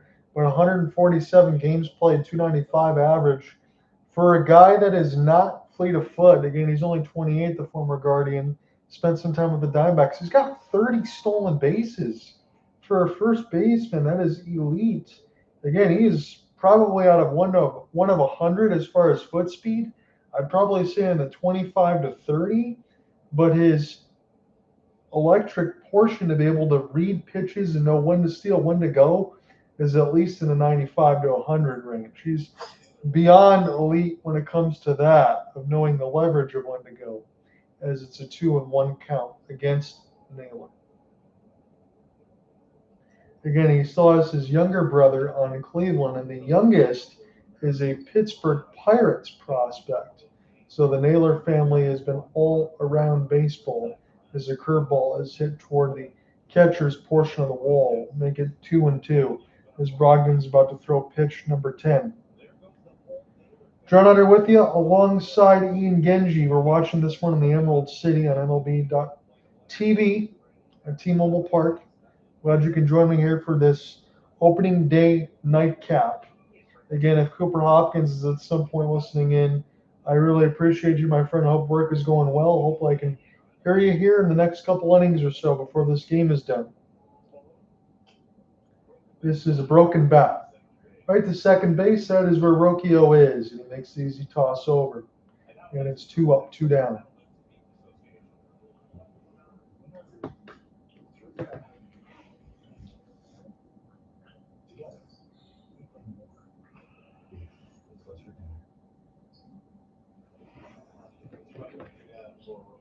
So Randy Arozarena, the last hope in the 6th. This hasn't been a game that's gone by too slow, as Arozarena has followed it straight back, got a strikeout and a flyout. The one thing for Randy last year, I know some of the numbers stand out. 191 strikeouts is a ton, but he was an all-star, 27 home runs, 76 RBI, but he played 160 games. So he was always there to be available. And this is a shot that gets past Arias. Try to play it on a slide. That is misplayed to left field. That was where Stephen Kwan is, of all people, that misplays the ball. And Arozarena has got that shoulder that he usually shows in toward the camera as he slides in with a double for 2 outs. Against one of the first times the Mariners got a hit that didn't leave the ballpark, as this was sliding in off the outstretch of the glove. That's Martinez, and from where Kwan would be. So I want to see if Kwan now is in center field. So Angel Martinez will probably get an error. At least it would be a single for Arozarena. Stephen Kwan has moved to center. That's why I was a little bit double taking as far as any sort of error there. So Kwan going to play center. Doesn't normally do that, but he can. Again, he is elite diamond level fielding. Not as much as speed, but route running and arm. Stephen Kwan has enough of it, especially route running. He knows where to go. Up top, make it 1-1 on a high fastball against Rayleigh, who's got a home run in this game. The latest was in the 5th, and he's got another at bat here in the bottom of the 6th with 2 outs. Guardians 1 for 7 with runners in scoring position. The Mariners are just 0 for 1. They haven't had a lot of those in scoring position because they've all been solo shots. You can make the argument that the Mariners have not played as well of a ball game, without the exception of those solo shots, in comparison to Cleveland's 7 hits. But that's one of these teams, again, that's probably going to struggle to score runs. So when they can get you 4 or 5 a game, if Cleveland gets it, they got to win those. And that's what they did down the stretch. A lot of 1-run wins consistently. Rayleigh serves this off the end of the bat. This is going to be tough. And a great play for Jose Ramirez. Snow cones it in a shallow left field. Makes the catch. Otherwise, that could have scored a run. We'll go to the 7th, tied at 3.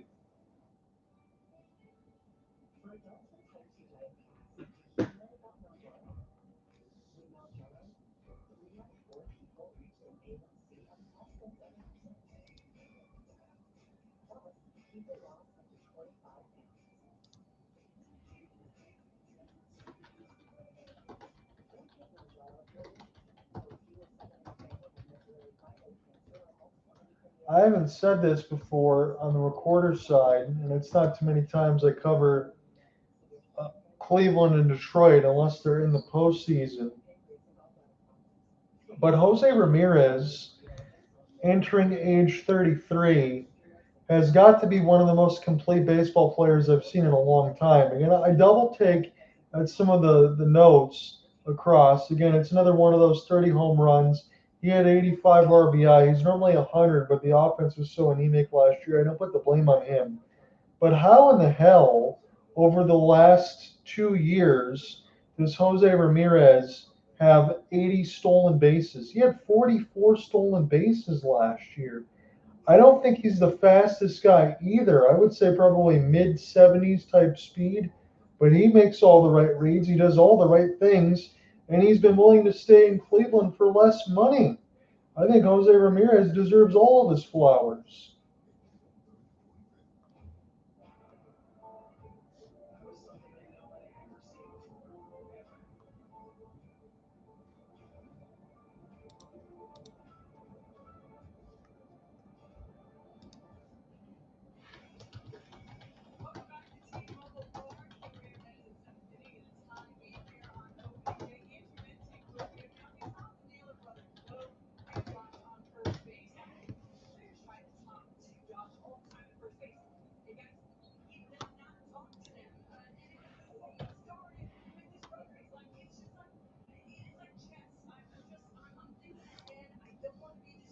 Gabe Spire is the new pitcher.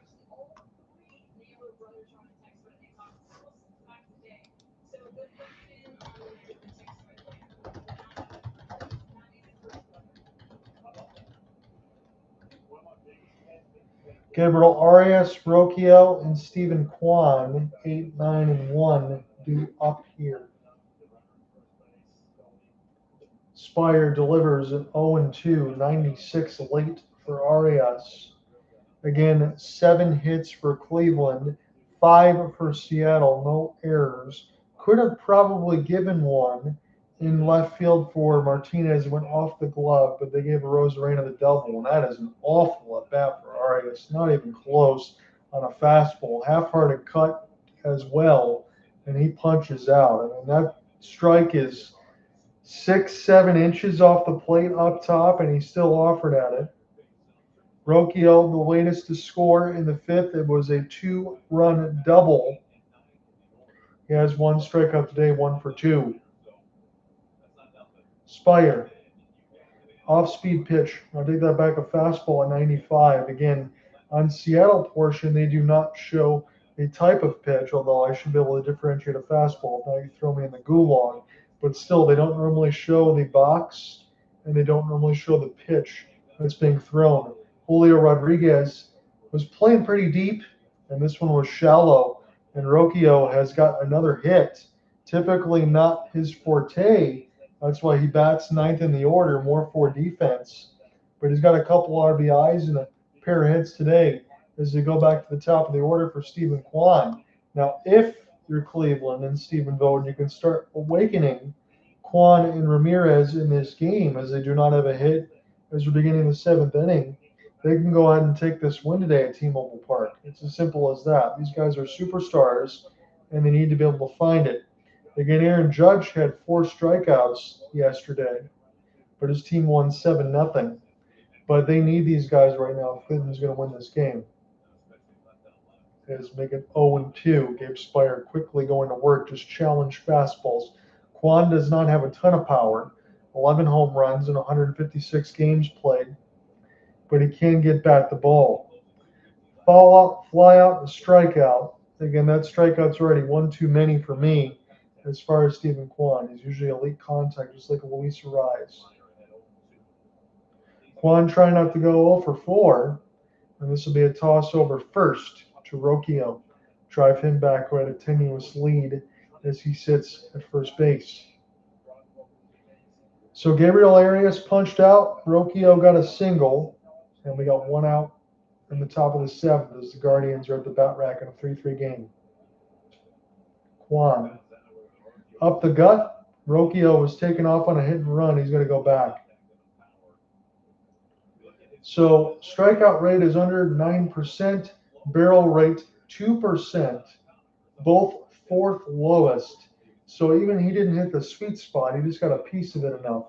And that's why they're expecting Stephen Kwan to kind of have a little bit better of a year. When you hit 272, that's not even that bad, but probably 10 to 15 points off his usual average. So there is room for improvement there. There's room for improvement across all Cleveland's offense. This is gingerly back up the foul side. I thought that was going to go towards Spire. I had to take another look at that camera shot. Kwan will have to go back. Still 1-2. We got a lot of camera shots for Kwan. I got a lot of camera shots for 51. We did that game when Ichiro had his numbers go into the stands. Lowest strikeout rate last season. Kwan is on a list with Nico Horner, Jacob Olsen, and Luis Urias. It was only 3% last year. My goodness. Into the hands. Jammed him. And this is a bloop right to Leo Rivas. He'll make the catch. And he'll leave it up to Chase DeLauter as the last bat on the top of the 7th. He's got a solo shot to lead off the game. And when I'm looking at this commercials part for Mariners TV, that is $100 seasonal. So again, even for the Tigers and the Red Wings, that's $189. So I guess $100 almost per team, as that does not include the Seattle Kraken. Line shot for DeLauter. That's a single and a home run today. as he's making his regular season debut in 2026. And Chase has had a pretty nice day so far.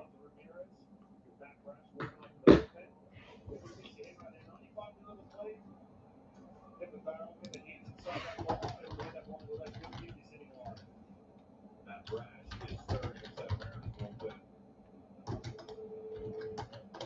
50 points a year with Ramirez, which hitter, they're going to move around a bad righty. Going to Rob for Guardians is that second baseman. Got him on base right now. Jose Ramirez got ducks on the pond here and he needs to percolate. It is 2 outs, runners at first and second. Rocchio and DeLauter, respectively. Strikeout, flyout, pop out. J-Ram takes a off-speed pitch down in the dirt. Make it 1-1. Again, as I said before the recorder, one of the very best in the business, even still at age 33. Kyle Manzardo waiting on deck. Ramirez loops it. Arozarena watch it go over his head. This is going to give Cleveland the lead. Rocchio scores. Throw to the plate. DeLauter cut off. He scores. Ramirez pots 2. And Cleveland's got the lead again.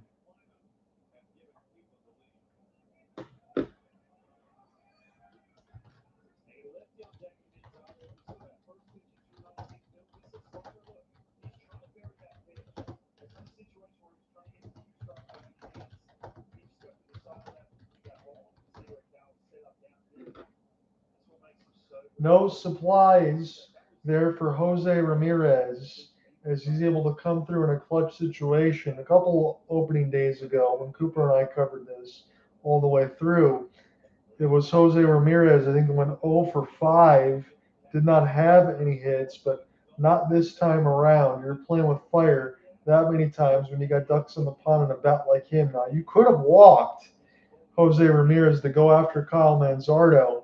I know it's easier said than done 2020 hindsight, but I would think if I'm Dan Wilson, I'm probably going for that, to be honest with you, and I would make Manzardo have to go ahead and beat me in a bases loaded situation, especially because then you could have gave more time for Matt Brash to try to finish this one off at least and keep it tied. But that's just me. 1-2 as this one misses upstairs. Again, that's going to leave Andres Munoz in the back pocket because you're not going to use him when you don't have the lead. 1-2 pitch. And Jose Ramirez gets a steal. So he's already got his first bag of the year. He's got a couple of RBIs on a 2-run double. And he got himself in scoring position. He wouldn't have been able to steal anyway with the bases loaded, but now he takes 3 because it's only him at this point. That's if he would have just went after Manzardo in particular. This is an easy play for Cole Young, but the damage has been done. We go to the bottom 7. Jose Ramirez drives in a pair. Cleveland's got 10 hits on this Mariners pitching staff. They lead 5-3.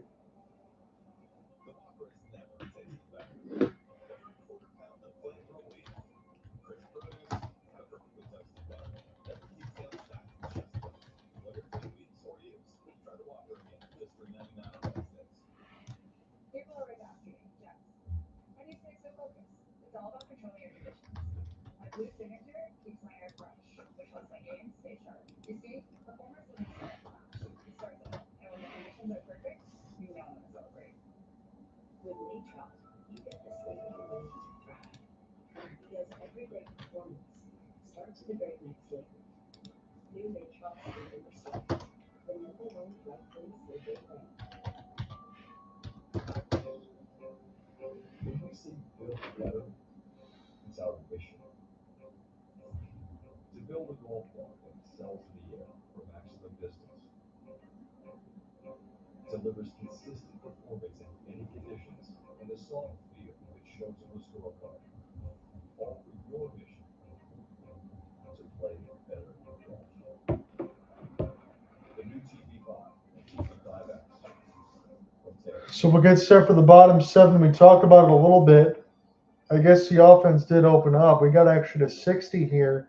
Illinois looks like they're going to hold on against the Houston Wildcats. Fighting Illini look like they're going to take a 62-55 win. It's not set in stone just yet as far as that final score, but it looks like they're going to be able to hold on. Arizona destroying Arkansas. They get to the century mark. It's 104-79.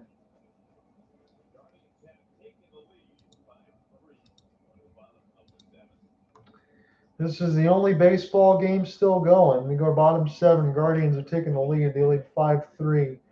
The Dodgers destroyed the Diamondbacks 8-2. As Tigers broadcaster Jason Benetti had the NBC call today. Again, he's going to carry main play-by-play duties as Dan Dickerson will go back into the radio booth.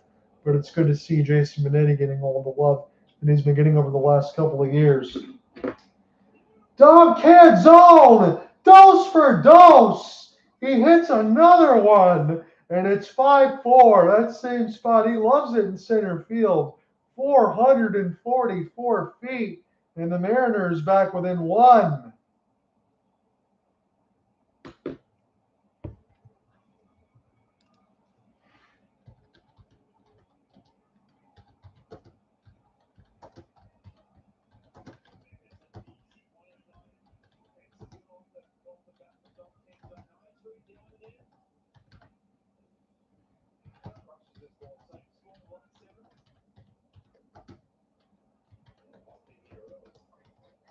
If this is not a signal, if this is not a sign to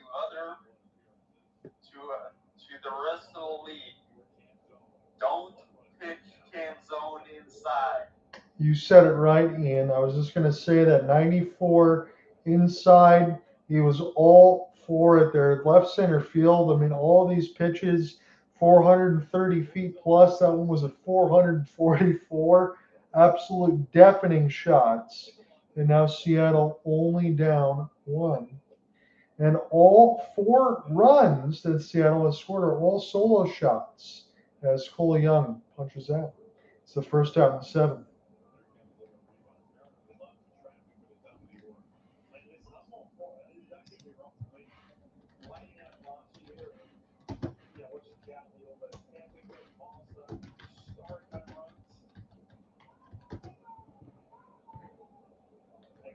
Leo Rivas hit a walk in the 5th. Sean Armstrong out of the bullpen here for the Guardians, trying to make sure he keeps it right where it is. Again, I don't have to say these names, but I'm going to do it because I have it bunched up in my notes anyway as far as Cleveland. But when you think about who they don't have, it's certainly been a little bit, but Hunter Gaddis, their setup man, is injured. Again, that's common. But Emmanuel Clase and Luis Ortiz, who would normally be in their bullpen. It's unfortunate, especially for Ortiz, because he was involved with Clase in the pitch rigging and gambling. Much younger, who are on leave, who are not available in their bullpen. So you still have Cade Smith as their closer, but a couple other weapons that they normally would otherwise are not going to be here for a while. 4th home run game for a Mariner on opening day since Richie Sexton in 2005. I haven't seen that name in a long time. As it's sent back, make it a full count on Rivas. He was a sweet swinging first baseman, if I remember correctly, was Richie. Again, if Cooper was in here, you'd be able to get all the clarifications for me as far as Mariners fandom.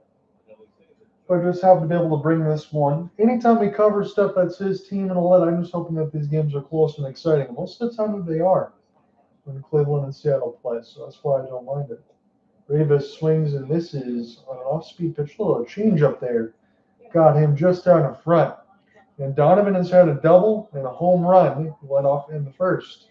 And we'll see if the Mariners can tie this at 5 if Donovan gets another. Canzone's got a couple, so makes me believe Donovan can get one. He didn't have a ton of home run power for St. Louis last year, just 10, but he already started opening day with one. Looks like Eric Zabrowski is going to come in for the handedness matchup against Donovan. We'll step aside, 2 outs, bottom 7. Mariners get within 1 more. It's 5-4 Cleveland.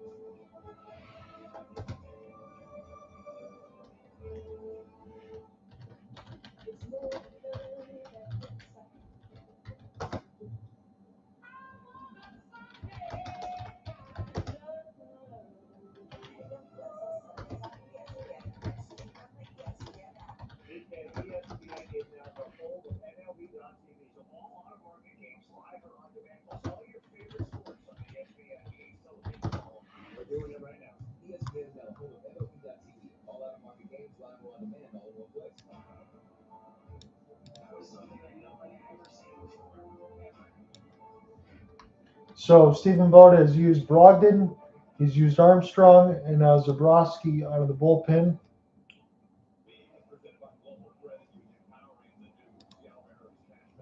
He's going to try to get the final out in the bottom of the seventh.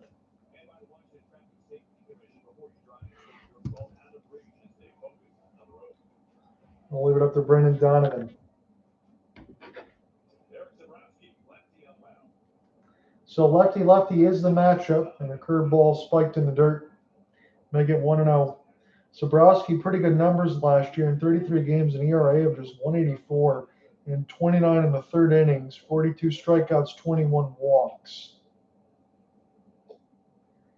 Does not offer at a curveball, make it 2-0.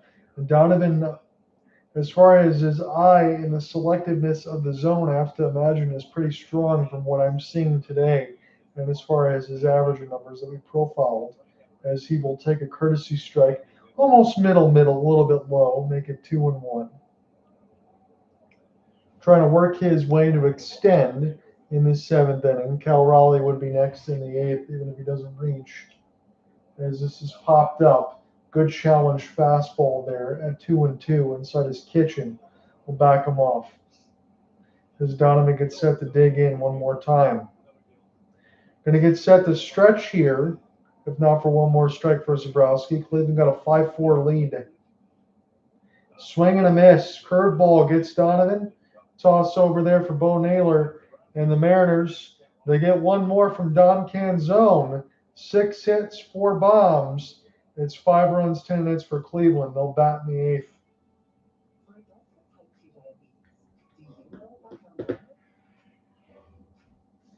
With Manzardo, 3-4 potency of less than 7%. Plus, people lost up to 25 pounds.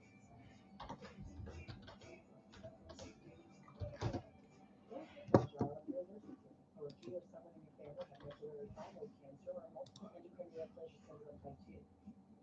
Stop and call your doctor right away if you have an allergic reaction, a lump or swelling in your neck, severe stomach pain, or vision changes. Serious side effects may include inflamed pancreas and gallbladder problems.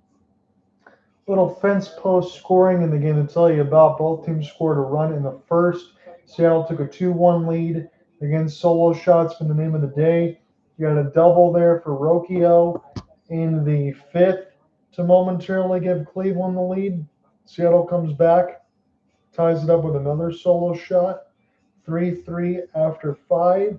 And as we get set to go to the eighth, it is a 5-4 Guardians lead. Jose Ramirez had a 2-run double in the seventh. Don Canzone with the second solo shot of the day. All solo shots for Seattle in this game. So nothing wrong with that. Bo Naylor, Rhys Hoskins, and Angel Martinez will get set to do battle. Looks like Casey Lagumina coming in for Seattle.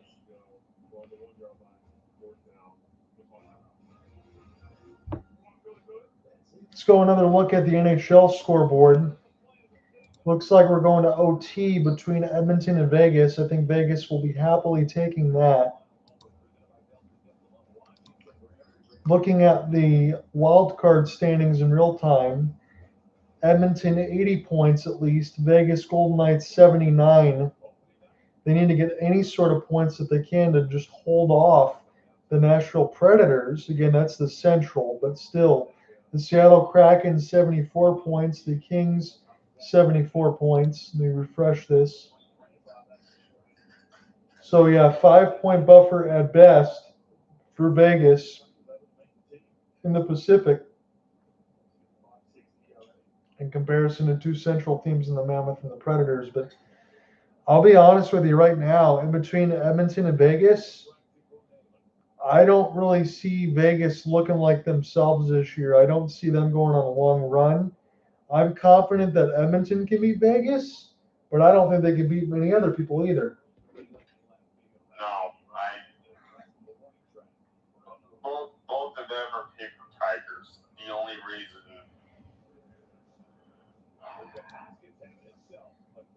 see Vegas has leeway. All right. Sure.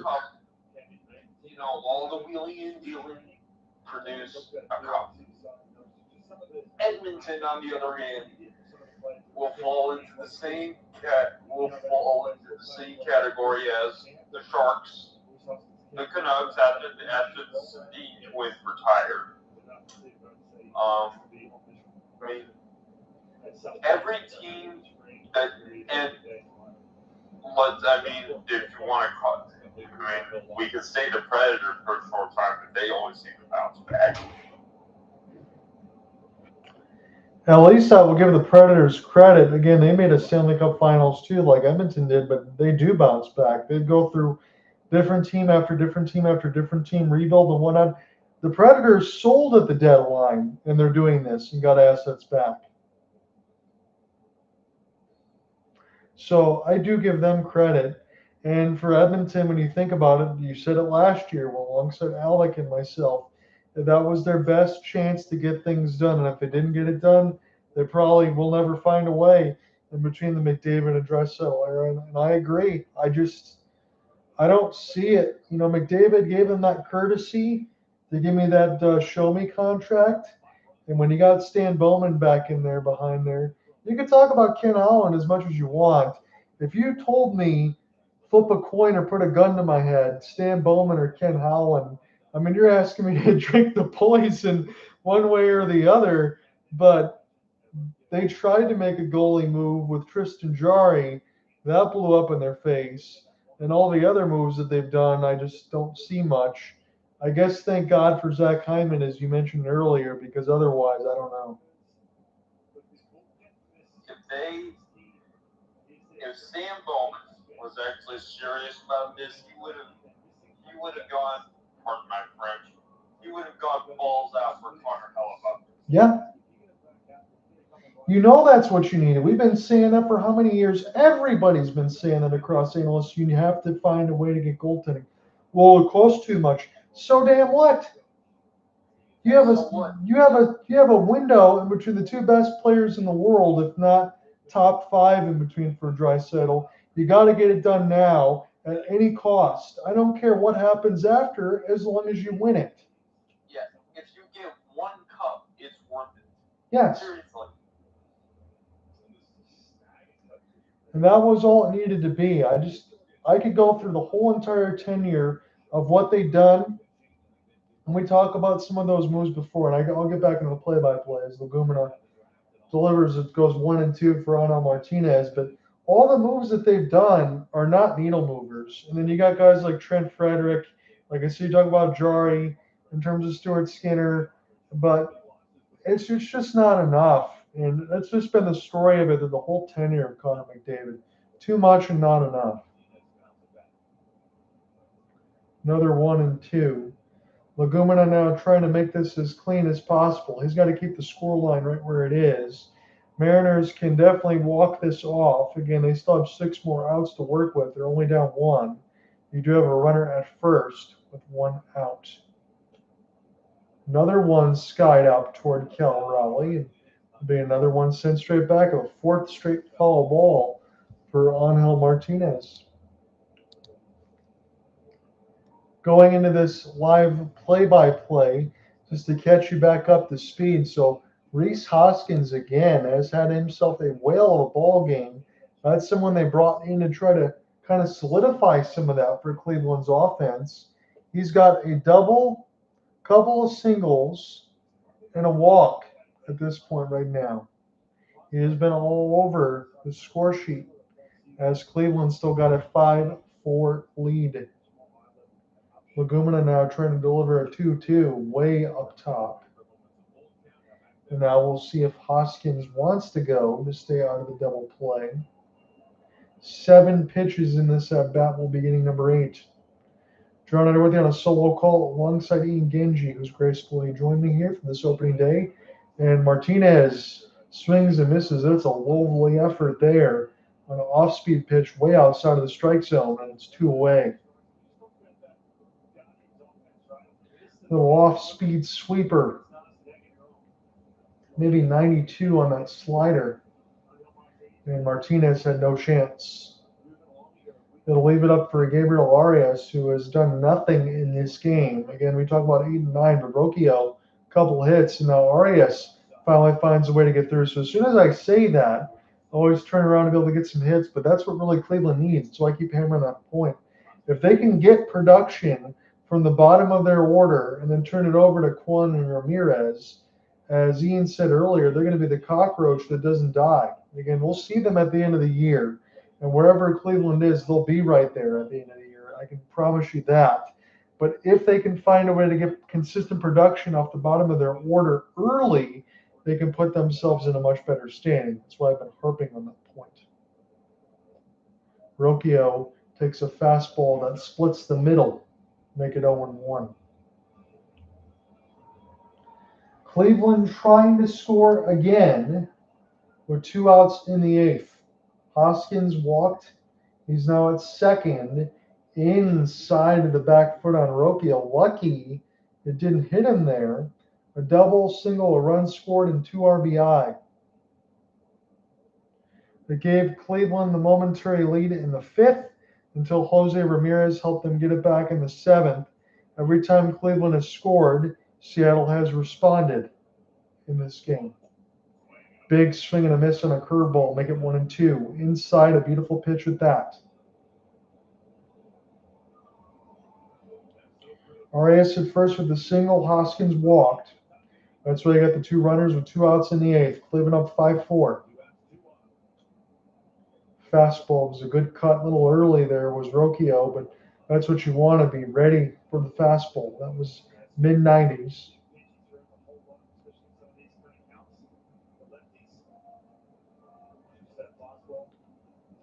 Lagumina waiting on the 1-2. And this wanted it high was Cal Raleigh, but it's low on an off-speed pitch, make it 2-2. I don't think this story is going to be much more than a couple of graphs when I put everything else together, because I got the Shark stuff tomorrow late night, but I'm happy to give this to you anyway. Stay all the way through as long as this game goes. Again, I know Ian's probably really tired at this point, but I'm glad that he's able to stay up here with me. Again, it's a 3-hour time difference from the Pacific, but not where we are in the East, at least for me. It's 12:31,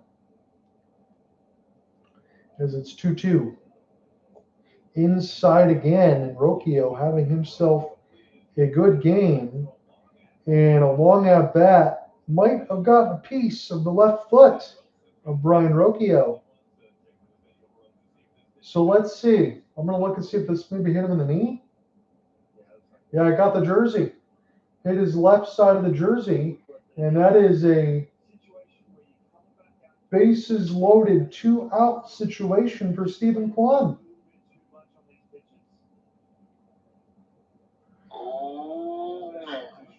You might go to Matt Brash here. You would think you have to at least look at it.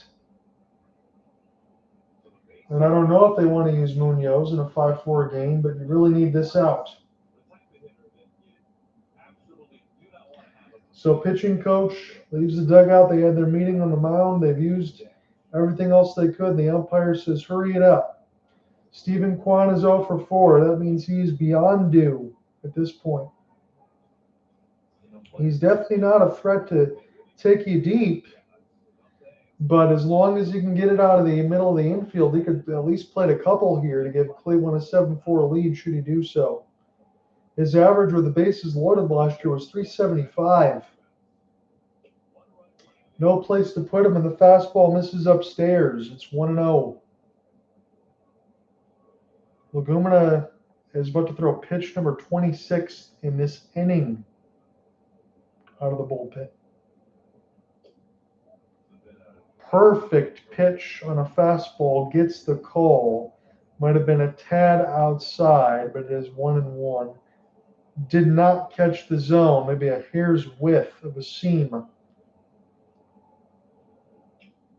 Kwan will spray it foul down the right field line. It's 1-2. Lagumina trying to dance the tightrope of danger. Yes.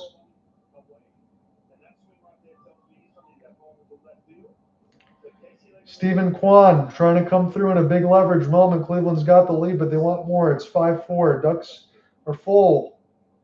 Kwan again way off the plate, but he offers it down the right field line foul. Another 1-2. What do you do here if you're Lagumina? You're about to throw pitch number 30. Stephen Kwan for 4 with a strikeout.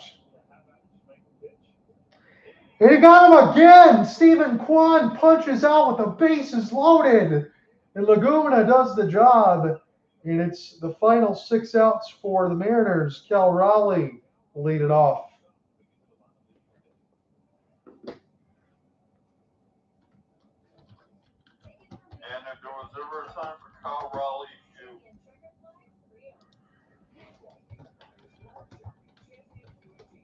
to have one, I mean, hell, he's seen his teammates do it 4 times. I guess Kel's got to do it too. right?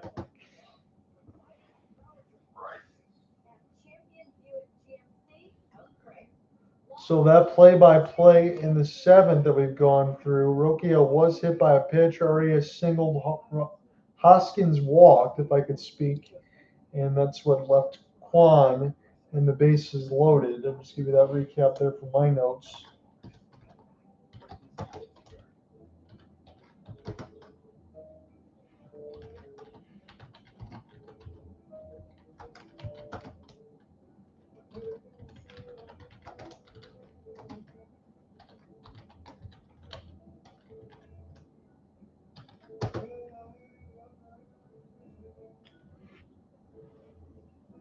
So what's leveraged for me is the Sharks play the Shadow tomorrow. That's an 8-10 puck drop that'll be following along on YouTube.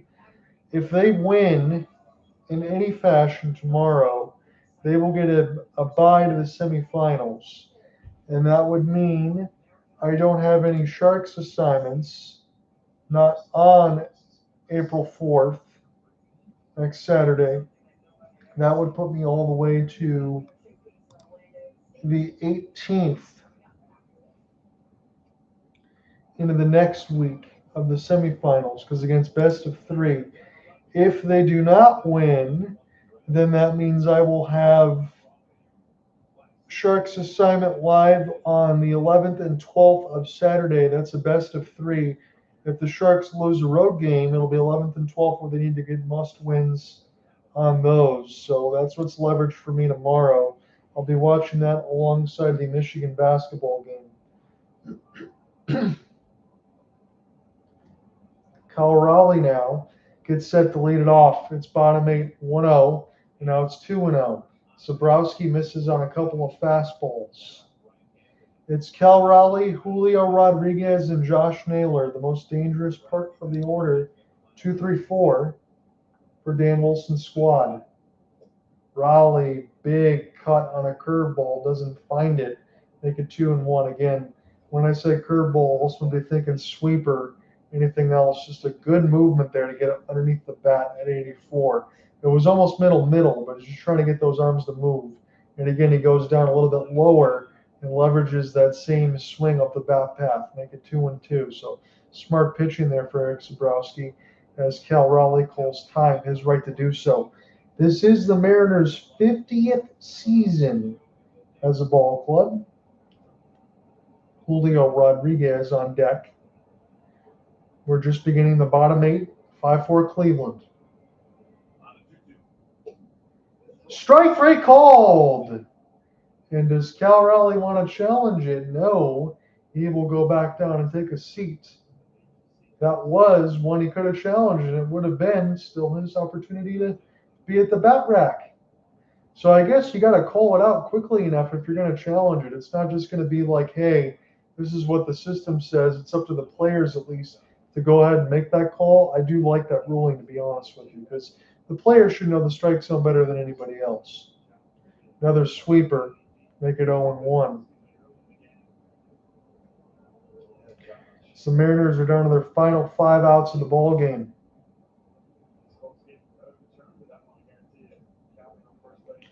Up top at 1-1 on a fastball is Julio Rodriguez. Walks away, 2 strikeouts, 1 lineup. So definitely need to get on the front foot here for Julio Rodriguez. big swing and a miss and a fastball at 94. He was very late, all things considered. And Zabrowski continued to do the job. If he keeps this clean, that's just going to mean that the bullpen's already going to get set to go. You got Tim Herron on the lefty side, but you also have their closer available from Cade Smith, who's pretty nasty. 1-2. Strike 3 call. That's there at the belt. That one is a strike. He's not going to win that challenge anyway. So strikeout looking and a strikeout swinging for Raleigh and Julio Rodriguez. And that'll be up against the former Guardian, Josh Naylor, to get the job done against his former team. 4 solo shots have been the matter of business of offense for Seattle. I guess the one thing we can say, Ian, is if Naylor does not get the job done and he doesn't reach, the 7th batter would be the final out. That's Dom Canzone, who's have a couple tanks already today. So it doesn't matter who you bring in, you got to be careful with him. Sweeper is hit fouled on the first base line for Josh Naylor, and that starts his day. In the 8th, he's 0 for 3 today, ground and double play and 2 ground outs. This one toward the face. And this will be off the cut of the grass, no problem there for Rocchio. Mariners go quiet. We'll go to the 9th, 5-4, Guardians.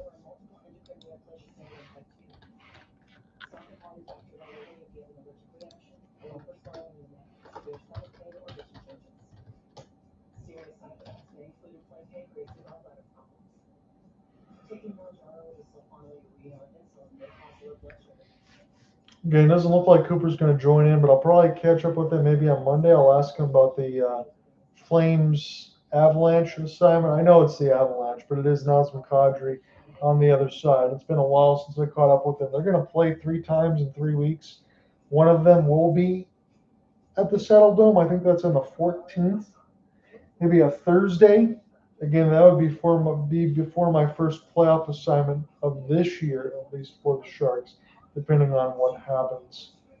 But I would at least, I think, get a couple of regular season games with them before it's done. But as far as me for the week, I'll probably be done after this because I'll have Sharks duty for Friday and Saturday, and I got to get a story out. So probably Monday I'll be back on a call, and then I will get a schedule out this week. I just know I have a doctor's appointment on Thursday, and then a dentist appointment the following week, and then more Shark stuff there too. So getting everything done, getting bills paid, and getting all that stuff squared away. That is just life now, living over here with the missus.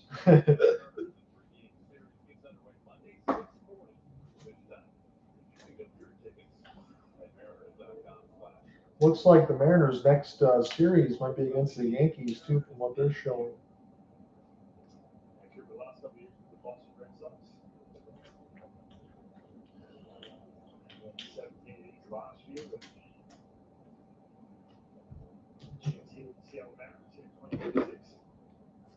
Cooper Criswell is the new pitcher. This one's hit really hard, and this one is gone. Chase DeLauter, his second of the game in his regular season debut. He answers Dom Canzone's 2 shots. Chase DeLauter, welcome, young man. You're number 24 in Baseball America, and you're going to be moving up pretty fast at 6'4" Cleveland. That right center field, left center field area is very popular today. This one at 394.86 was left middle off speed and caught a lot of the plate as Cooper Criswell threw it, and that was right into the netting of the Toyota portion of the sign, and DeLauter has his second RBI of the game. So 2 solos and a single in his first regular season game. Again, he's only got a couple of playoff games under his belt, so DeLauter, one of those guys with a lot of promise. And that's what Cleveland's kind of banking on. I talked about CJ Capus a little bit earlier in the broadcast, although we did not see him. But DeLauter is just 24 years of age. 2-run double in the 7th and a stolen base. Now, that's a big extra run. And Jose Ramirez, speaking of that, he will punch out. So Criswell does the job off the bounce back. And Jose Ramirez gets turned away on a punchy.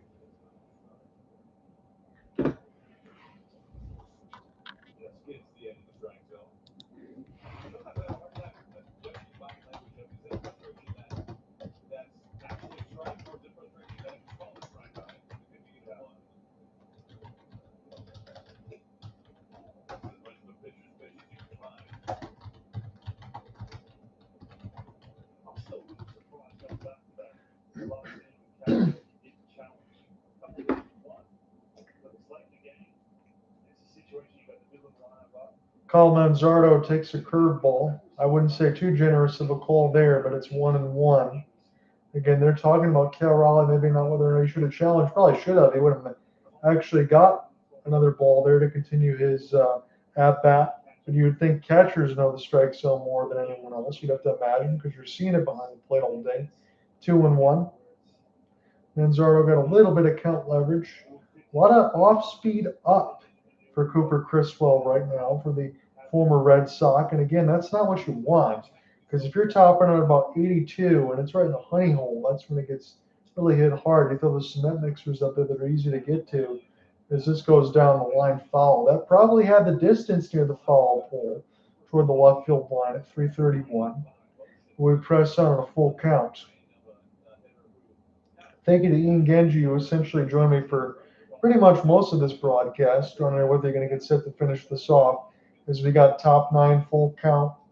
2 outs left to go and a big second run. 2 home runs and a single for Chase DeLauter. And he's had himself a well of a ball game. Answers everything Don Canzone has done. A walk is being drawn here.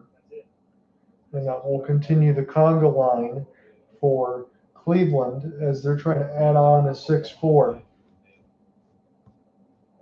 So Bo Naylor next to go as Manzardo draws a walk. Cleveland's done an excellent job with their offense. 6 runs is not what you would expect against a pitching staff like Seattle's. But as I've said, if they can continue to do this throughout the year, they will make definite danger in the AL Central, even for teams like the Royals and the Tigers. The AL Central should be fun to watch. White Sox are a good offensive team. They didn't show it today. Really, the Twins are the only team you're going to see them get beat like a trash can. Everybody else probably going to be pretty darn competitive, all things considered. Way outside on an off-speed pitch, make it 2-1. They did not use Brash today, and they did not use Munoz because Seattle was never able to hold the lead for very long. Off-speed pitch, Naylor was a little bit out in front of, make it 2-2. He'll get set to dig back in. Cooper Criswell just seems to show a lot of soft toss out there right now. You got to be able to locate when you're not throwing with the hardest velocity. Broken bat, watch out. This is toward his dome. He turns the double play. Chase DeLauter gets a solo shot to make it 6-4. That's going to make it a little bit harder for Seattle here. We'll see what they can do against the closer, Cade Smith.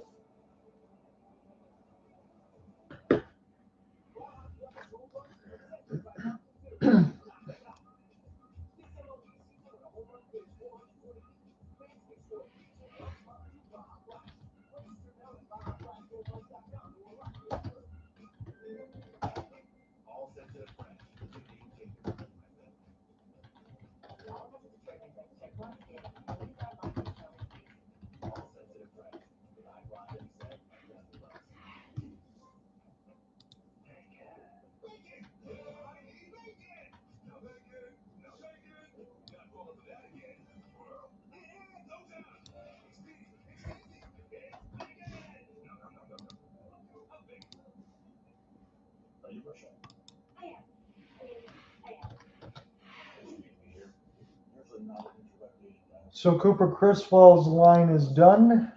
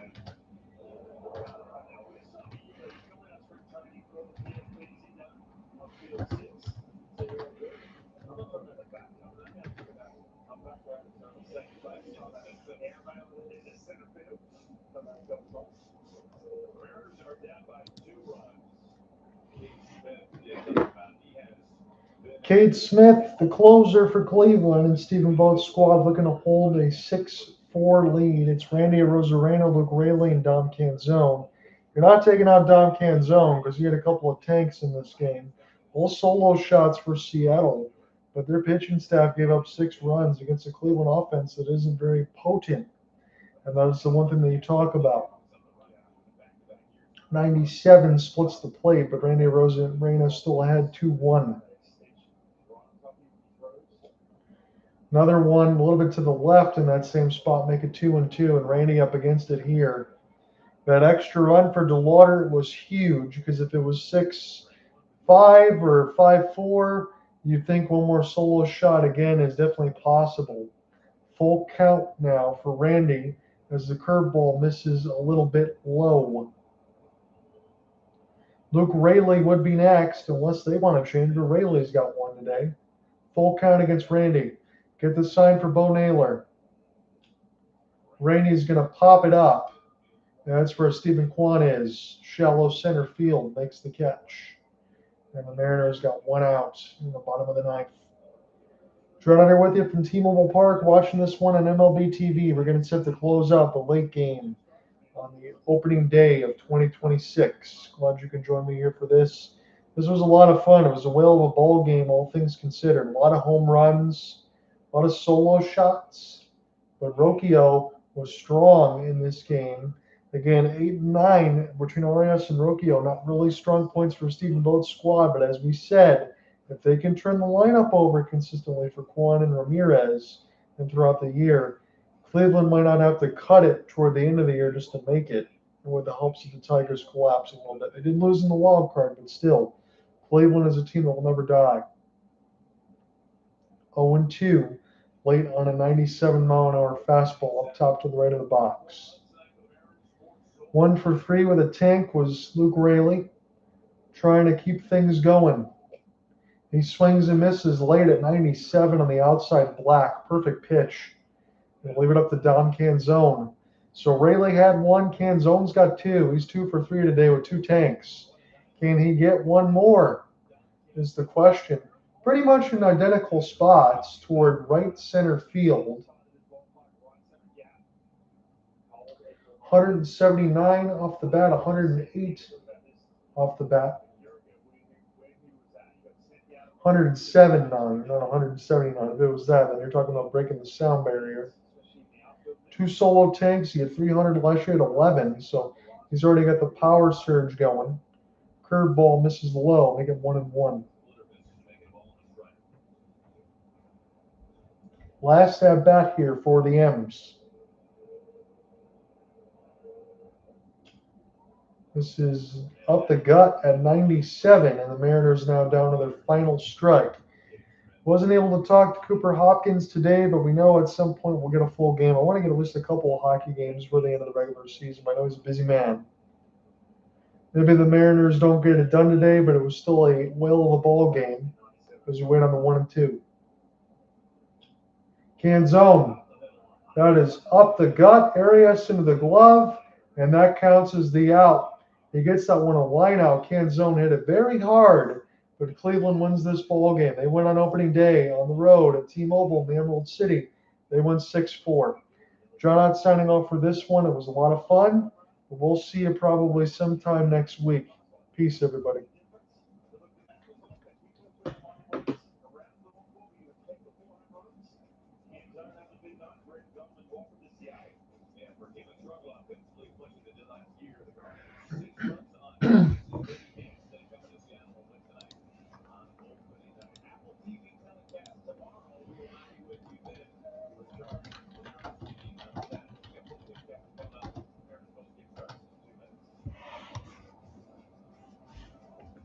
You guys take care. We'll talk next week.